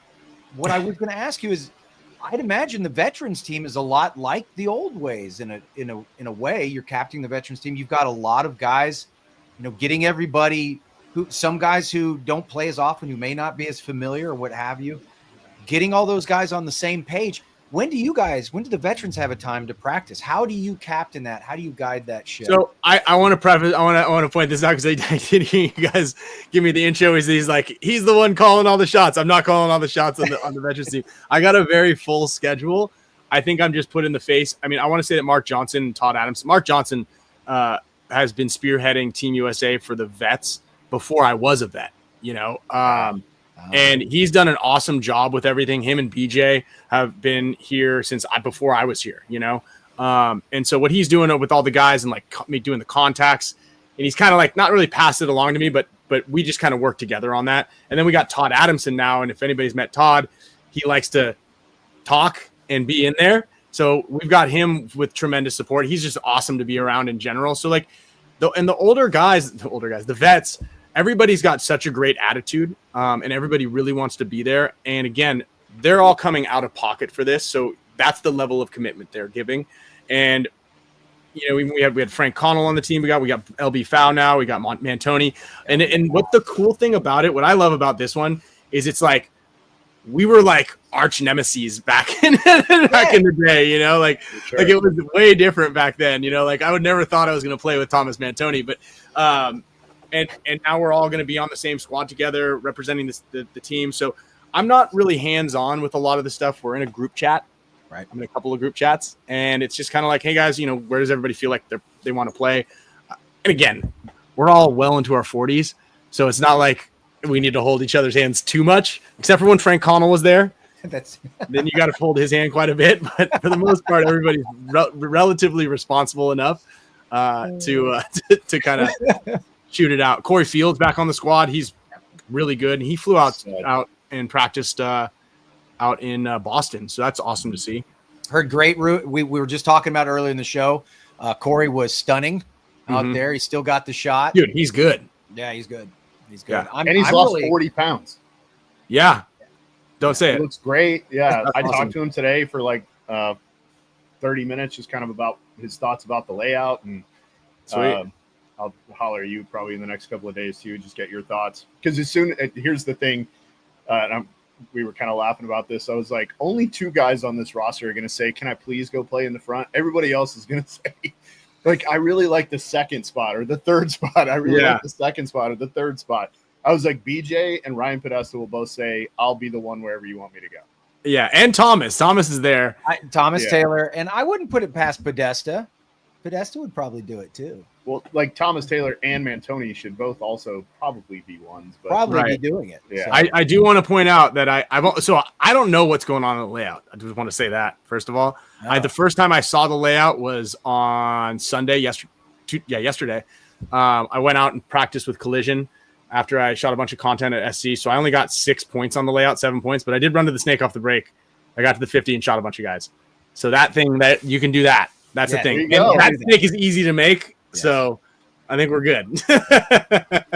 So here's my recommendation. Let's try to figure out a way to shoot the snake off the break. Because I like it. Corey has a way. He does. Good. Because those I remember 2 years ago or 2 or 3 years ago when we played. I mean, I remember we were playing Spain, and those dudes were on our side of the field, like off the break. Yeah. So that's people come like that. That's everybody's in pretty good shape out there. Yeah. And this layout is so fast. It's fast. I mean, if you think that if you get to the 50 in the snake, you're shooting people, there's a real good chance somebody's over at the 50 on the Doritos side shooting people. Right. So, it's going to be interesting for sure. It's awesome. You've got a great roster here. You're captain in it. You got Todd Adamson, Corey Field. I'm excited to see Brian LB Fowl back. Ben Henningberg, of course. Greg Rostek, Mark Johnson, Thomas Mantoni, Ryan Podesta, Thomas Taylor. 10 gentlemen who have been through the ringer and who know how to play paintball. So, get them all on the same page. I'm so excited about LB. Yeah, right? Yeah. Dude, I'm so excited. I worked with him for like 7 years between National Paintball and Key. Okay. And I'm like, we became pretty good friends. Dude, he's great. He is one of the best, dude. And he's a well, and all these guys, they're all good men, right? Like, it just makes it so much more fun. They're all good dudes. Yeah. I'd imagine it's going to be a party over, dude. I hate him missing it, Ryan. I really hate him missing it. But, dude, listen, there's one thing I've learned over the past 2.5 decades. It's all good. We'll be here tomorrow. That's great. Actually, there's another one rolling around. It'll roll around. Hey, just as sure as your birthday, we'll be back in France again. Yeah, rolling around. I'll be prepared next year. I promise. Hopefully, if I can finish these 19 projects, I'll be good to go. Yeah. I wanted to talk to you about that, though, right? They'll be next year, this, that, and the other. How many times have you played for Team USA, and what was the most memorable one? Was there a most memorable? Was there an anecdotal story that you just remember that stays with you that was so incredible? Or I mean, they're all really pretty cool. There have been a bunch where they were just kind of rollovers, which are pretty easy ones. I think there was one in Malaysia that was really fun. There's something special about kind of like us all being there. They didn't want us to be there, and that's why they put it over in Malaysia. That's allegedly, and we ended up having a handful of guys like Bear DeGidio played on the team with us. And we called ourselves the War Eagles. That one was pretty fun. It was always a little bit more raucous-y, Again, like we were scrambling. Guys would come up with just various pods and be like, "All right, who's giving?" Everybody come with from the team that they played with before with like a case of paint that was already opened, right? And that's kind of how it ran for a while. There was a really good one. When we had that event in Chantilly, that was one of the coolest venues to play in, albeit we were in, horse stables essentially, but you're playing inside this castle. And I think we had some pretty big wins over there. J-Rab was on the team back then as well, but we've just always it's just always been a really good time. The veterans finals last year was pretty wild. Actually, both the veterans finals and the men's finals were absolutely like lights out the last year. So, right. I mean, hopefully we give a good show, but it's we don't have to do that again. Don't do that again. Going down by 3 and having to come back with 4 unanswered. Yeah. Let's not do that again. Yeah, tell me about it. Yeah. Oh, well, for 2 reasons. One, I don't want you to have to do that again. No, absolutely. I don't like doing it either. Yeah, and then 2, let's just I'm good with a close game, but let's just keep the lead. Let's take the lead, keep the lead. Keep the lead, give them a couple points here and there and just finish it off. Have fun. Yeah. But that's the thing about this, the Europeans have gotten so good lately over the last, decade. They've really put the time and the effort in, and they've really honed in the skills on those limited pods. Really working on their snapshots, really shooting on the shots off the break, and really being a lot more tenacious than they did. In the past when we used to play, they would get to the spots and then just die. Now they're in there and like getting kills and harder to shoot, like all this stuff. So it's great to see that the skills have always gotten a lot better. I agree. Whenever I watched European teams play, it was usually very individual. They fought the guy in front of them. They only shot at what they could see. So moves on them were easy to do. That's not the case anymore.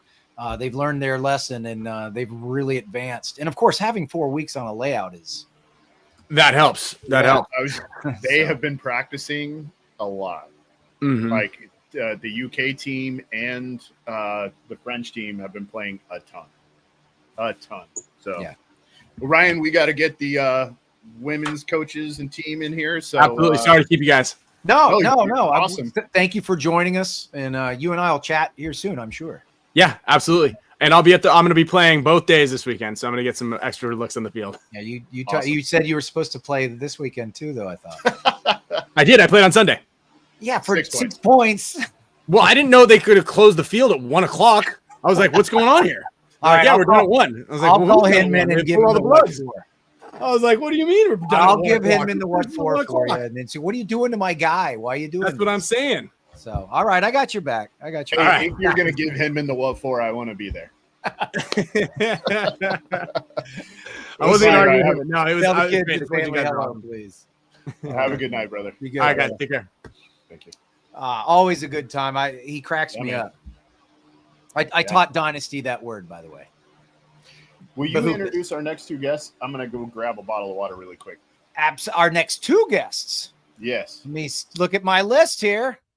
Oh, look what he does to me, ladies and gentlemen. He bails on me and does this. Absolutely. So our next two guests here, I believe, are, let's see who we got. We got everybody. Look at everybody in the thing here. No, I know exactly who we're going to talk to. We're talking to the women's team now. Welcome, please, to the stage, Dan Lee and Andrea Martinez. Thank you both so much for joining us this evening. We're just churning them out, and we wanted to make sure we spoke with you. Thank you for being able to join us on such late notice. Really want to talk about the women's team. I'm excited about this. This is a dangerous team here I'm looking at. So, we were talking earlier, Dan, we were talking to Anthony. He was talking about how you and Andrea have rolled in, and just we've all been rolling in the same direction, and we're rocking and rolling. So talk to us about the women's team. What's it like bringing this team together, vetting it, and creating this team? Yeah, I mean, this year we've got a great group of women. We've had a great group of women every year. It's been fun. The big thing, a couple weeks of practice, one of the big things, and I think Anthony touched on it. Actually, I think almost everybody's touched on it, is just kind of like the culture and getting them together and attitudes, and we're all here for the same purpose, and the team gelled well together, and we have a mix of players from my team, the Femmes, Vibe, the Heroines, and it came together really well. Really See, excited. that has to be an interesting dynamic, right? Andrea, Dan, bringing these players together who are, enemies normally, right, out on the field, right? They're competitors, and bringing them together to be this one force heading into Europe and, chewing bubblegum and taking names type thing. Did it seem like everybody came together and they all met up and everything was just like that from the get-go? Yeah, I mean, I think this is such a special experience, and I know you guys have kind of said that. It's special for the kids. It's special for the women too. Like I've played on this team. I know what it's like to kind of go over there and do this. When we put these players together, early on, we're very kind of clear in terms of the expectations and the things that we're looking for, right? Like, it's not just about what you do on the field. We have a lot of great players in the league. It's about, like, what kind of teammate are you going to be? Can you go over there and can you represent our country well? Can you make the most of this? And the thing that's been really cool is that, like, it's such a great experience. And I try and explain this to the girls, that the new ones, that, like, you're going to make bonds here that you will not experience anywhere else, right? Like, this is such a different thing. And yeah, like, we're enemies for an hour when we play each other, and there's a lot of competitiveness there. But, like, Alicia, Nana, Tata, Alexis, like, all these girls that I've played with before, like, through this experience, like, we're friends, we're close, right? And, like, and that translates into this. And when you bring new girls in, it's like, as long as you're ready to get on program and you're going to buy into what it is that we're trying to put together, you're going to do well. And this is going to be something that's really special. And I'm really proud of the way that the girls came in and just, came ready to work and no egos. And it's been really great to watch. Damn, that might have been the best response to a question we've asked so far. I wrote that down. I said, yeah. Andrea with the best response! Yeah. Exclamation! I just point. Crushed it. Thanks, guys. So, just so everybody knows, and I hope you guys go back and list whatever time mark this is, mark it and go back. That's called culture, right? What she just described is culture. Hour 30. So go back, listen to what she says in the order in which she says it. That's called culture. All right, nice job. Anything else you want to tell us? Like, you want to teach us while you're here? Why? Yeah. I will say she's really good at this stuff too. I couldn't have said that, but obviously, awesome at it. I mean, so right. I mean, Dan, Anthony, Andrew, who's the X's and O's? Is there an X's and O's?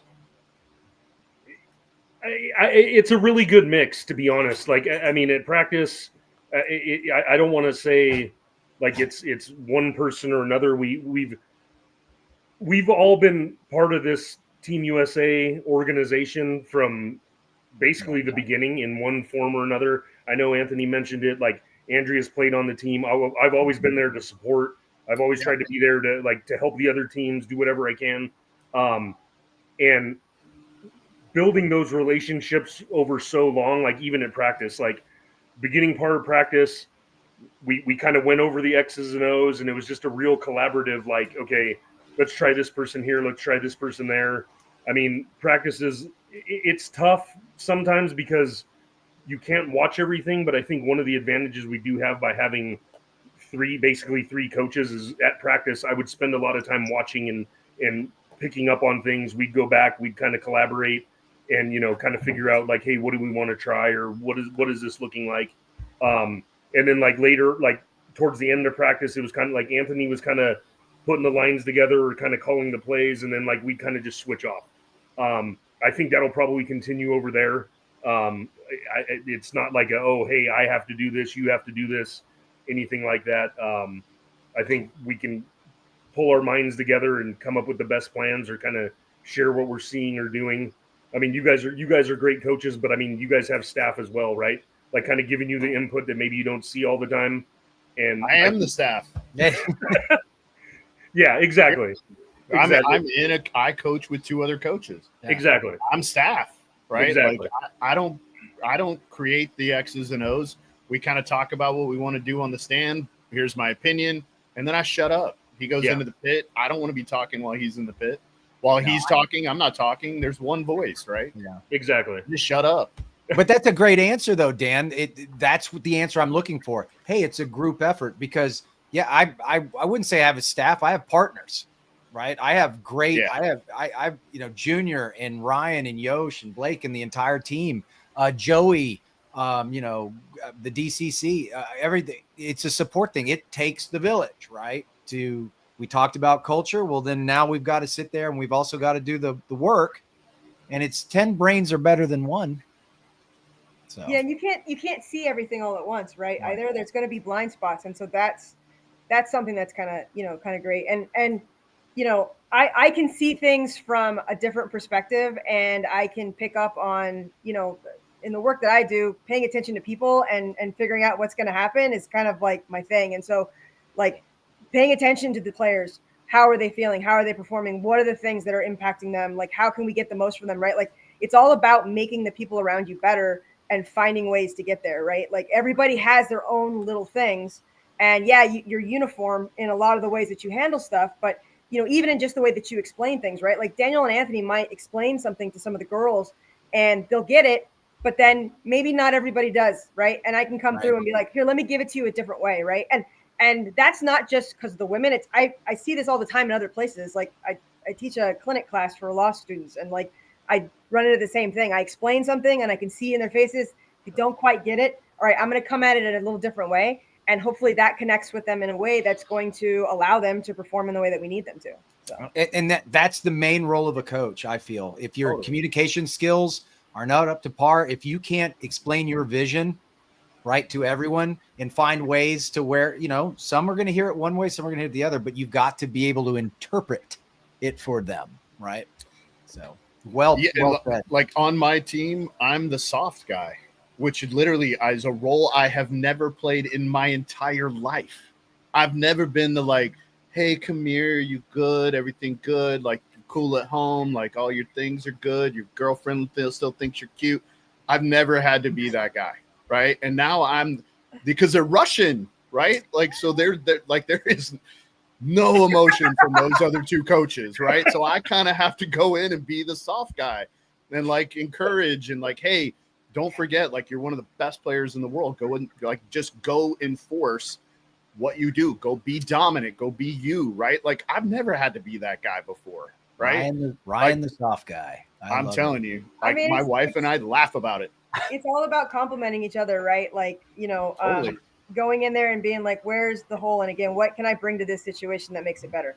And trying to figure that out. And it's like, to be honest, as coaches, as captains, you want to display that behavior because you want your players to do the same thing, right? Like you want them to see that behavior modeled because, I'm a big person where leadership isn't about title. You can have a team full of leaders, right? You don't want a team full of chiefs. You want a team full of leaders, right? You want people that are going to step up. You want them to hold each other accountable. You want them to find ways to lift each other up, right? And that's one thing as opposed to just being that loudest person in the room. And, having the three of us there being able to complement each other in the way that we are, that and displaying that type of behavior, that gives the girls also the, the kind of agency to try and model the same thing within how they interact with each other as well. Right. And that's all you want is you just want, you want people to step up and get it done. So. Yeah, I've said that for a long time. I've said that the role of a leader is to create other leaders. Yep. So that's ultimately what you're doing. And so good on you for that. That's great to hear. Obviously the women's team, Alicia Valdivia, the Blanco sisters, Roxana Montana Duarte, Lisette Barnes, Alexis Laser, Hadley Korsman, Angela Tahita. It's going to be, it sounds like you guys are squared away and ready to go. So the practice went well. They were executing well. Everyone understands their role. They're all bought in. Andrea's over there speaking language. Dan's over there speaking language. Anthony's over there going, yes. And then, so he's probably speaking some Fowler language. I don't know, guys. I mean, I can get kind of he's Fowler. probably the soft. Oh, I've heard. Yeah. I've heard. I mean, I've heard. Yeah. I was around the pit a couple times last year when things weren't going well. I heard. Yeah. I mean, it's working well. It's working well. And I'm excited. We have a good mix. We have a good mix of girls that have been there before, right? Like that's really important. That's very helpful, like to know what to expect there. And these new girls, the way they come in, and I'm just really excited about this squad that we have. I see some big things. So it's a great team. It is a great team. It's a great team. And we have one of your players. Do you know who it is? That's all right. You want to introduce? You want to introduce her? Sure. Yeah. So we have Tata, Alicia, who is our captain. She wasn't able to be here today, but Tata stepped up and decided to come in. She is a stunter on the heroines. Obviously, she's come through clutch for them many, many times. She's been clutch for us in Team USA. She's been here. This is going to be her third time with Team USA. So, we're really excited for you guys to get to talk to her as well. And, great mind for the game. And yeah. 2-time champion, right? Yes, 2-time champion. Yep. This will be her third trip. Love it. Bam. Aw, thanks. Yeah, great introduction. Yes, for science. For science. Danny, thank you so much for being here. We're going to let you guys go and spend a little time with Tata. Thank you, guys. Thanks for having us. Guys. Thank you. We'll see you in a week. Oh, yeah, for sure. Yeah, rub it in, Ryan. Sorry. We'll see you in a week, Ryan. Thanks, Dan. All the cool Appreciate it. kids will be together in a week. Yeah, Ryan, the soft coach. I don't have to be soft here. No, you don't. Yeah. Tata, how are you, young lady? I'm great. Thank you guys for having me. Well, thank you for stepping in and helping us out. I hope everything's all right with Alicia. Yes. Okay, excellent. So, well, talk to us about this past weekend. Talk to us about the team coming together. You heard what we were talking about with your coaches. What was your vibe? What was your thought? When I got the roster of who was playing, I was like, hey, Dad, we're all front players. What are we doing? We need at least a 3. I don't think any of us have ever played a 3 besides Alexis. And I was like, it's okay, just trust. And I'm like, okay, it's fine. I trust you guys. And I played with and against this girl. So I know they're good. I was just no lanes off the break, Dad. Hello. But it worked. It worked out. And practice showed it. It's a fast field. Yes, for sure. We all got the wheels, so that helps a lot. Right. We were ready to go. It's only 2 pots that you got to refill, and then we were there with Anthony and Dan.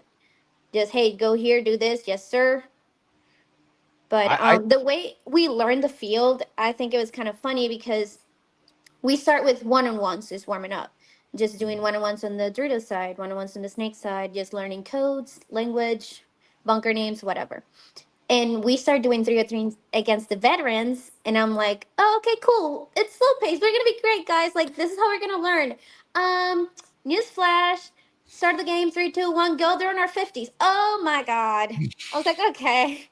So they're not veterans because of their age. They're veterans because they do this a lot. They do this for a long time. Yeah, so I was like, okay, Grandpa, I got you. Let's go again. I got the wheels, too. Ow. And I bet you called him Grandpa really calmed him down. Oh, my God. That's the best. I hope to God you really called them Grandpa. I hope you did, too. I said that, but I didn't say it to them. Not yet. Set it in here. I'm going to make sure they know. But it was great. they're really good. Like, hey, I did this. You should have done this, and it just helped us a lot.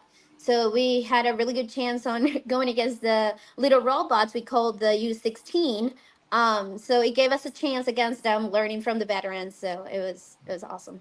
So there was great back and forth after a point. You would talk to the team you scrimmaged. Yes. Hey, we could have done this, that, and the other. That's For excellent. sure. And even Great. with the kids, like we would get feedback from them as well, and vice versa.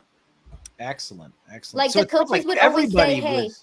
it's one team." Like even if you're like on different divisions and different stuff, like it's just one team. So they wanted us to give each other feedback. So that helps a lot. That is so good to hear. That's exactly right. Team USA is one team. Yes, there's 5 divisions, but it's one team. You guys are going over there with one goal in mind, and that's to keep the cups with us, right? So For sure. that's great to hear. There's that culture thing again, Ryan. I think the women probably have the best culture of all the teams. Yeah.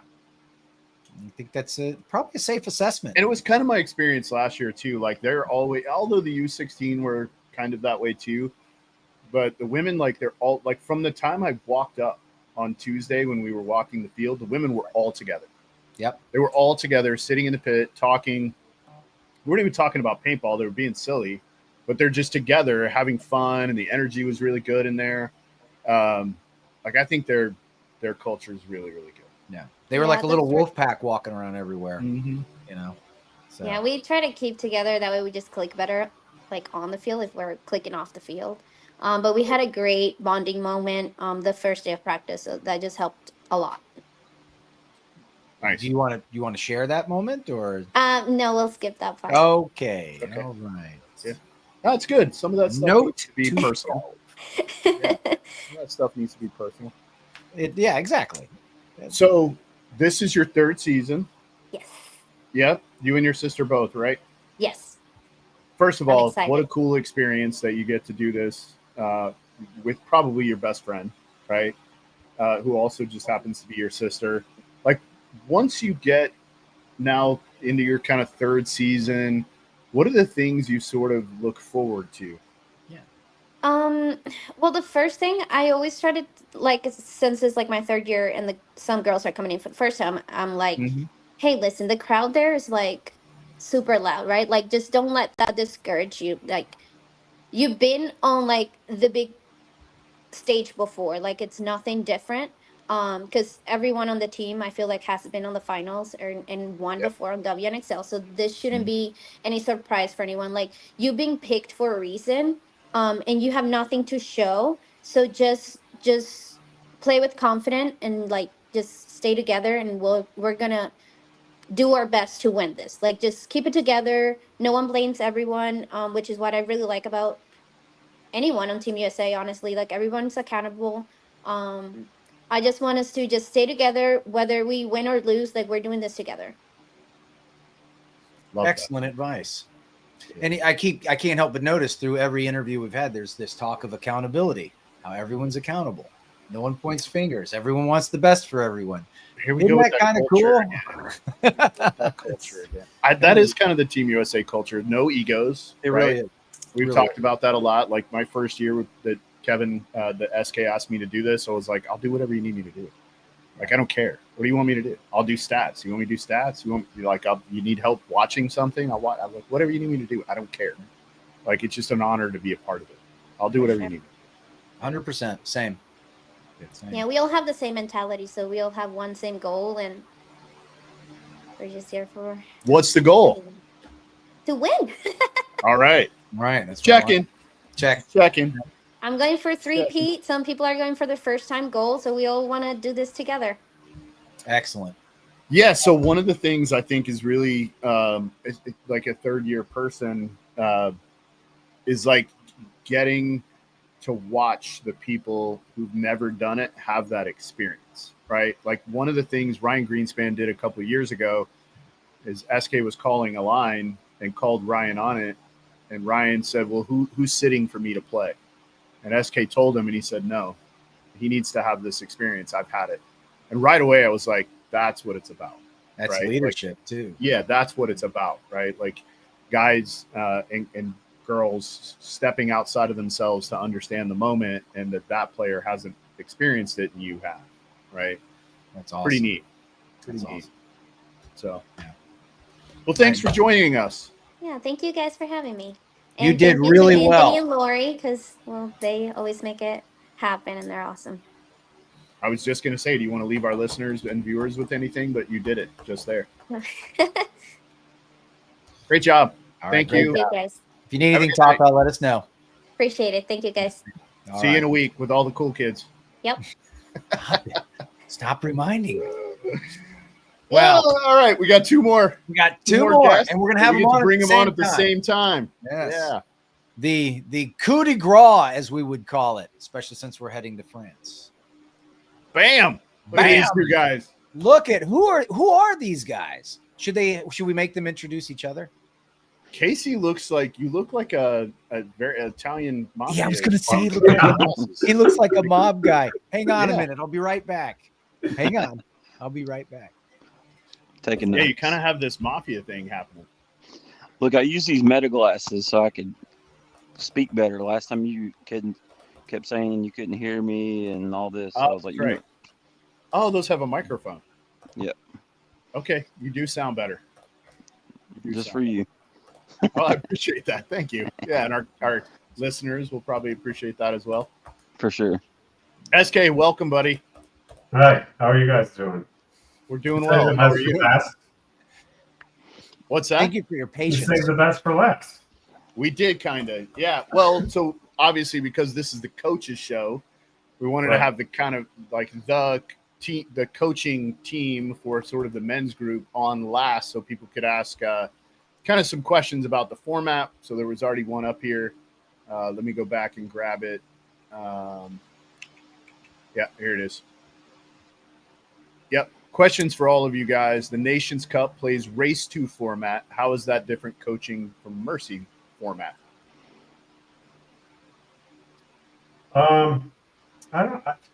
It's not all that much different. It's just you have to be very particular about your points. Like you can't waste any points, and you have to pick the right people. So it's pretty important. Yeah, but as far as it being that much different, I don't think it's that much different. I mean, it being race to 4 is a little bit of a challenge. Yeah. Yeah. Yeah, the clock doesn't play so much as No. as often, right? The clock's not as often an element that you're contending with as much as it is the points.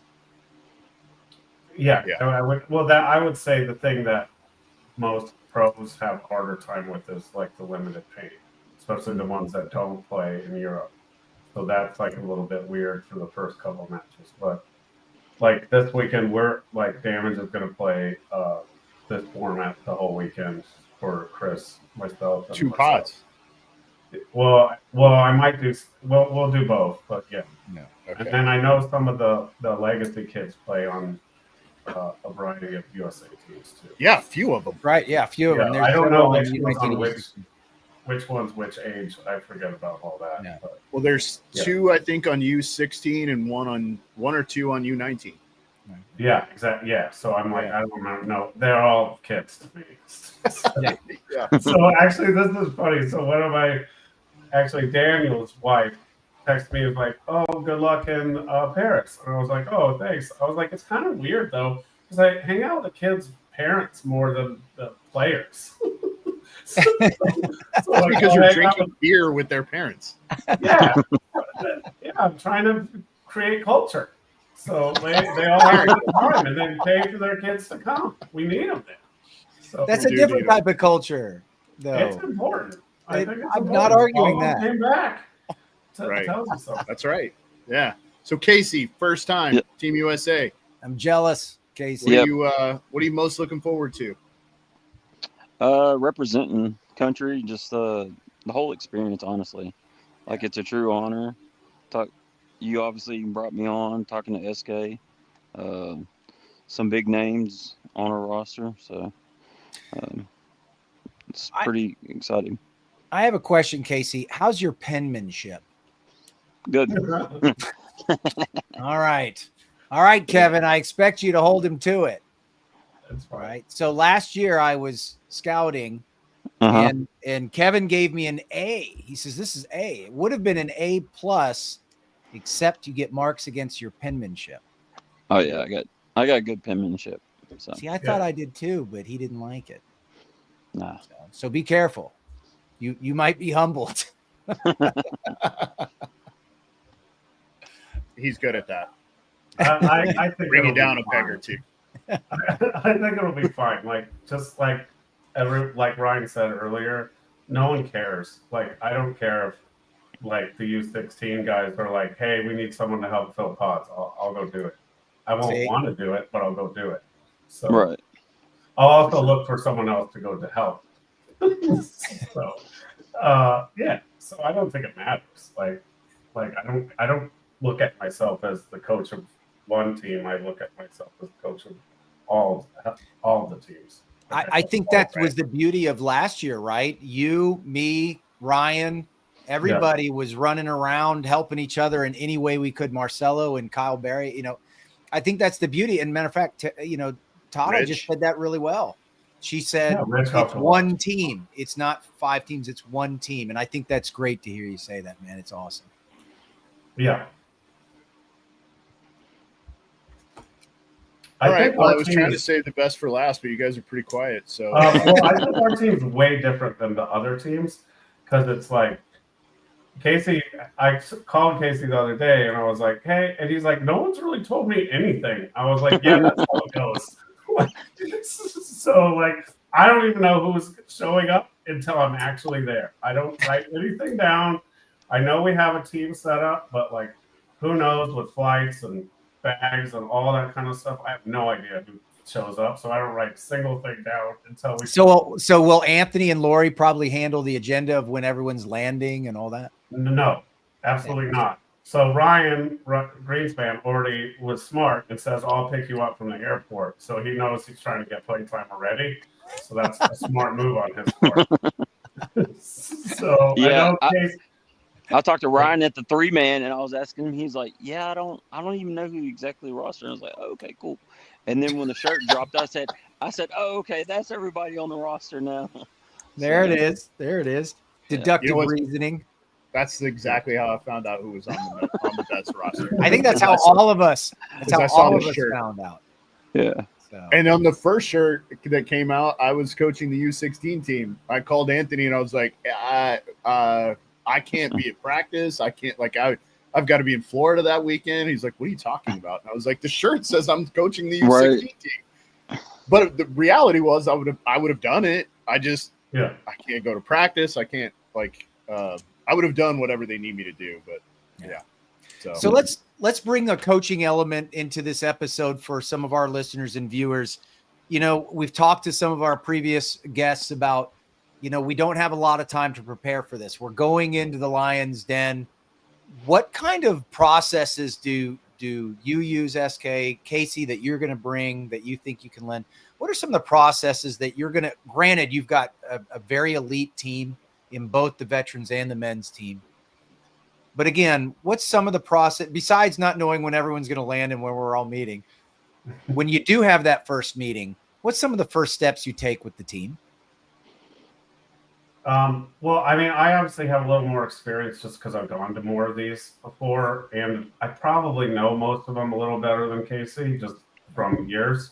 Right. But that's also good.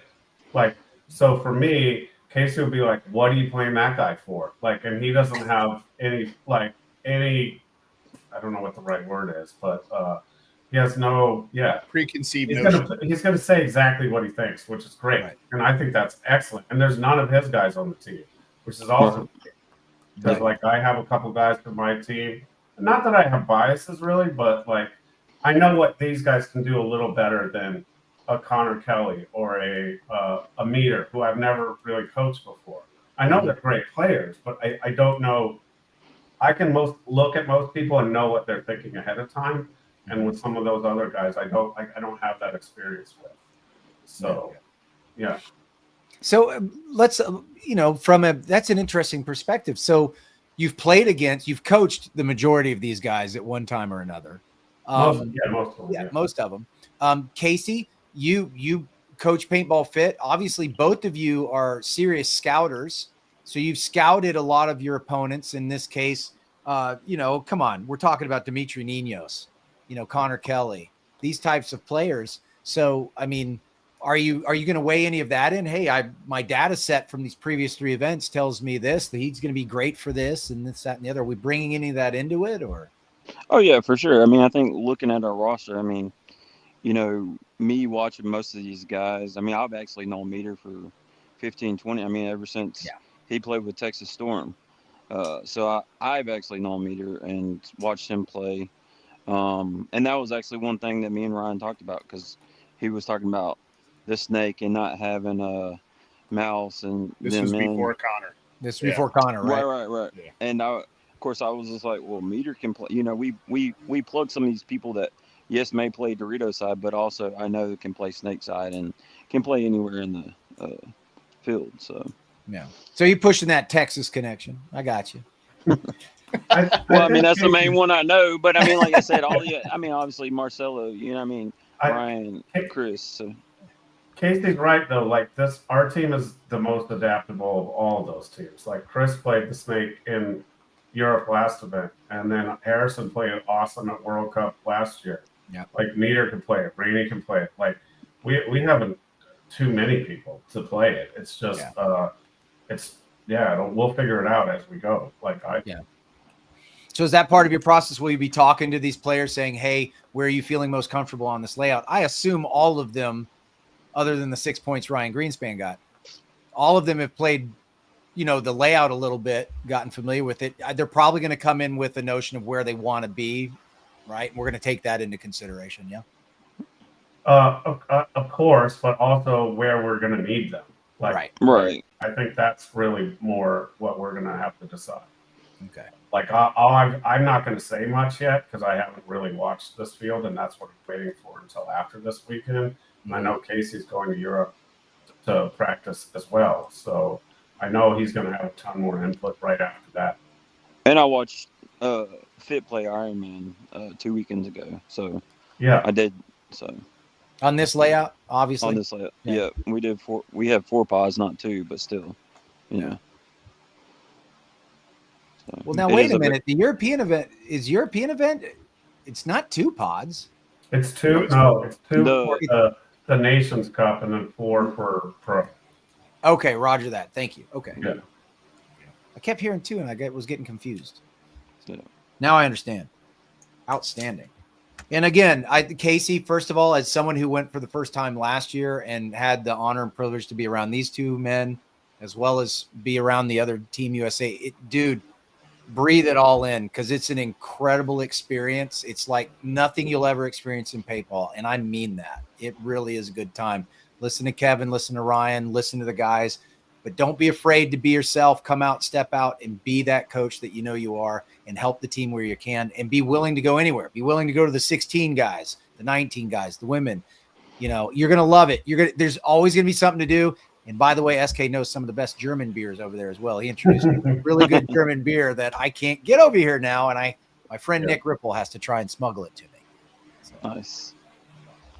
I mean, what do you think you're going to help out most with, Casey? Like, that's what I'm curious to what you think you'll do best. I don't know. I figured I was doing more scouting, and I don't know, whatever you tell me to do, kind of. I mean, we all kind of rotate through the scouting too. Like I scout, SK scouts. Like we all kind of scout. Like, yeah. I mean, that's kind of like why, I send out all that stuff just so everyone is the exact same, and that way we can, and it's super easy and we don't have to relearn it. It's always tricky. These first 2 days, I do the USA, and then I switch to breakout stuff, and it's all different codes, so it takes me. Oh yeah. So Casey, I remember what happened to you too. So yeah, I remember when we had you on the coaches show after Fitt's win, and you talked about how you had modified Kevin's system a little bit, if I remember correctly. Yeah, changed some of it. Yeah. I hope so. You're familiar with it. Yeah. He did. He sent it all to Johnny, and we pretty much been using his system since. So. Love it. I think Mike's the only one who doesn't. Well, it's Junior uses it. Junior uses it. I use it, and we mix it up. I overlay my stuff over his. So. I'm difficult. I'm not as smart as the three of you, so I have to. I just play a coach on TV. So yeah, Matt Drake says, Casey, good luck, buddy, and congrats. Proud of you representing the USA. You are the man. Appreciate it. Madison's dad. Yeah, love it. Very cool. Yeah, I think it's when I was kind of asked, Anthony and SK, like when we talked about, Mike wasn't going to be able to make it. Who was another coach? Man, I thought of you right away. I was like, Casey. Yeah, I appreciate it. Yep. I went like this. Yeah. You almost I was like, the guy's earned it 100%. I was like, I'm going to throw it. Put him out there, man. Guys won 3 events in a row. Probably Casey. I don't know. Probably not a bad idea. Quick question. Have we been keeping up with the European teams? Are we familiar with some of the rosters we're going to be dealing with? And if so, who do we think we might have a little bit of trouble with? I can do this. This is easy. Yeah. So the Belgian team's going to be good because I coach half of them. Right. The UK team's good. Yeah. Yep. The Polish team is good. Yep. The French team is also good. The German team kind of came out of nowhere last year and was pretty good. The Norwegian team is going to be very good. I don't know if Sweden's going or not this year. Do you know that? I didn't see a schedule yet. I didn't see.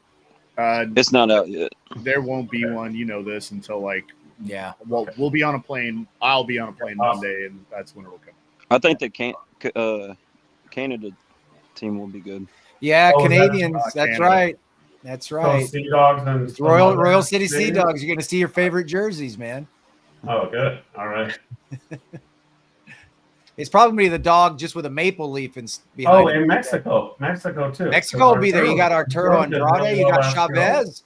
Chavez is going to be playing with Mexico, isn't he? Yes. So. And actually, Brazil did okay too.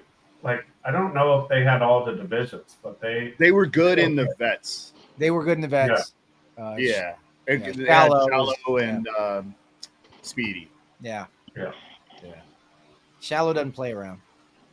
He takes that. He's a good player. He is. He's a good player. All right, I feel like we're just rambling, man. I do too. But hey, Casey, on a serious note, if you need anything, holler at me, dude. Happy to help. If I can help any of you gentlemen and any of the team from overseas, let me know, please. I want need you to get up at 3 a.m. and snap all the games from home. Whatever game's on the premiere field that's being videoed, we're going to need those stat sheets just within a couple of minutes at the end. Or live. Minutes. We'll give you a few minutes to clean up your handwriting. And then I would type it. Yeah, right. I was gonna say he can type everything. It'd be snap great. us a photo, get that sent over. Just kind of within a few minutes after. If I can, I would, man. But the whole reason why I can't go is because of the project deadlines. But you know what? If I see an opportunity, expect some stuff. I'll get you guys on the WhatsApp so I can communicate with you and get you squared away. If Casey, if you don't have WhatsApp, get WhatsApp. Get it before you get over there, brother. All right, sounds good. Yeah. It's encrypted too. Unless you have an iPhone, and then you can just text people. Don't do that. Don't get an iPhone. Don't. I have an iPhone. No, they're communists. Jesus. Casey, anything you want to leave us with? Nope. Just let's bring back gold. SK? My favorite part is watching the little kids play. Yeah. Because when the little kids play, it's like pure joy, and when the old people play, it's also pure joy. It's the same thing. It's really funny. Those 15-year-old kids and the 50-year-old men have the same exact reactions. Like it's true. Yeah, the French team cried last year. Yeah. They beat them. Yeah, they cried. I was joyful. That's for sure. Yeah. After getting down, 0-3, and then coming back. Yeah. That was. Dude. Mark Johnson, 2 giant points in a row, and then Ryan scoring that last one. I was like, this is storybook. This is storybook. Wait, didn't Kyle Berry have a point where it was a 4-on-1? He just ran down the field and. Yeah, that was not though during our game. That wasn't during Nations Cup. That was the vet. Yeah. That was the No, it was, but that was during the men, not the vets. Right. Yeah. That's right. So Jennifer Corley Harris says, Coach Casey with big hard eyes. I'm telling you, Think she knows Jennifer, you. he's looking Italian. I kind of dig it. All right, gentlemen. Love you All right, guys. thank y'all. Love See you y'all guys next very week. much. Hey, I'm proud of all of you, and I'm really, really excited you guys get to represent the team. We'll see you in a week with the cool kids. Mike will have that data ready for us just moments after each match, I'm sure. Excellent. So. Appreciate it, Mike. Yeah. Nice job. 3 a.m. There it is. Yep. Put First on my game. arm. All right. So. Thanks. Always a good time. I miss those guys. Man, what a fun show. God, Yeah. that was a lot, dude. It was a lot. And I hate the fact because we had so many great personalities that we didn't get to spend more time with each one of them. You know, you did a great job, by the way. Shout out, ladies and gentlemen. Give Ryan some credit here. He reached out to every single one of these people and got them onto the show and made it all happen. You know, I wish we could have spent more time with them. You know, scheduling is such a pooch, but it is what it is. And but I can't thank every one of our guests for joining us this evening. Obviously, it's late on a Monday night for some of them, and we really appreciate it. We thank all of you guys for joining us and staying with us for the last 2 hours. We greatly appreciate it, and thank you for supporting the Coach Show. And go support Team USA. You can do that. Swing by the teamusapaintball.com. Check it out. It's a really cool website. Yeah, and the gear's awesome. The Yeah, rain it jacket really is so cool. I'm going to go buy some actually as soon as we get off. Yeah. So, yeah, I apologize if you guys saw me kind of glancing away. I was texting our next guests kind of throughout the evening. So it's quite a task kind of putting this deal together. Thank you, Mike, for the appreciation. I appreciate Absolutely, you brother. I for appreciate doing that. Yeah, don't forget, Texas. If you want to do the Coaches Clinic, get signed up. If you get signed up before September the 2nd, I will have a book for you. If you don't sign up, if you sign up after September the 2nd, I probably will not have a book from you because I leave the 3rd to go to Texas for training. So if you want a book, please register before September the 2nd. Again, if you're on YouTube, you can click down there. There's a link down there to sign up. If you're on Facebook, it's up above us. If you're listening to us on one of the podcast outlets, it's in the description of the show. So looking forward to seeing you guys. We've already got several people signed up. So it's we are going to cap it at 15 people, just FYI. So if you are wanting to do the Texas Coaches Clinic, please get signed up ASAP. And thank you to Major League Paintball, Major League Paintball Plus, Tom Cole, Kevin Fillers, Alex Sorensen. Do I continue to have to name all these other new people? There's 2 other new people who are involved. I don't know their last names. Brett Michael. Yeah, Darren Cessna. For Mike Bianca, I'm Ryan Gary. As always, be responsible. See you, Laurie. Love you.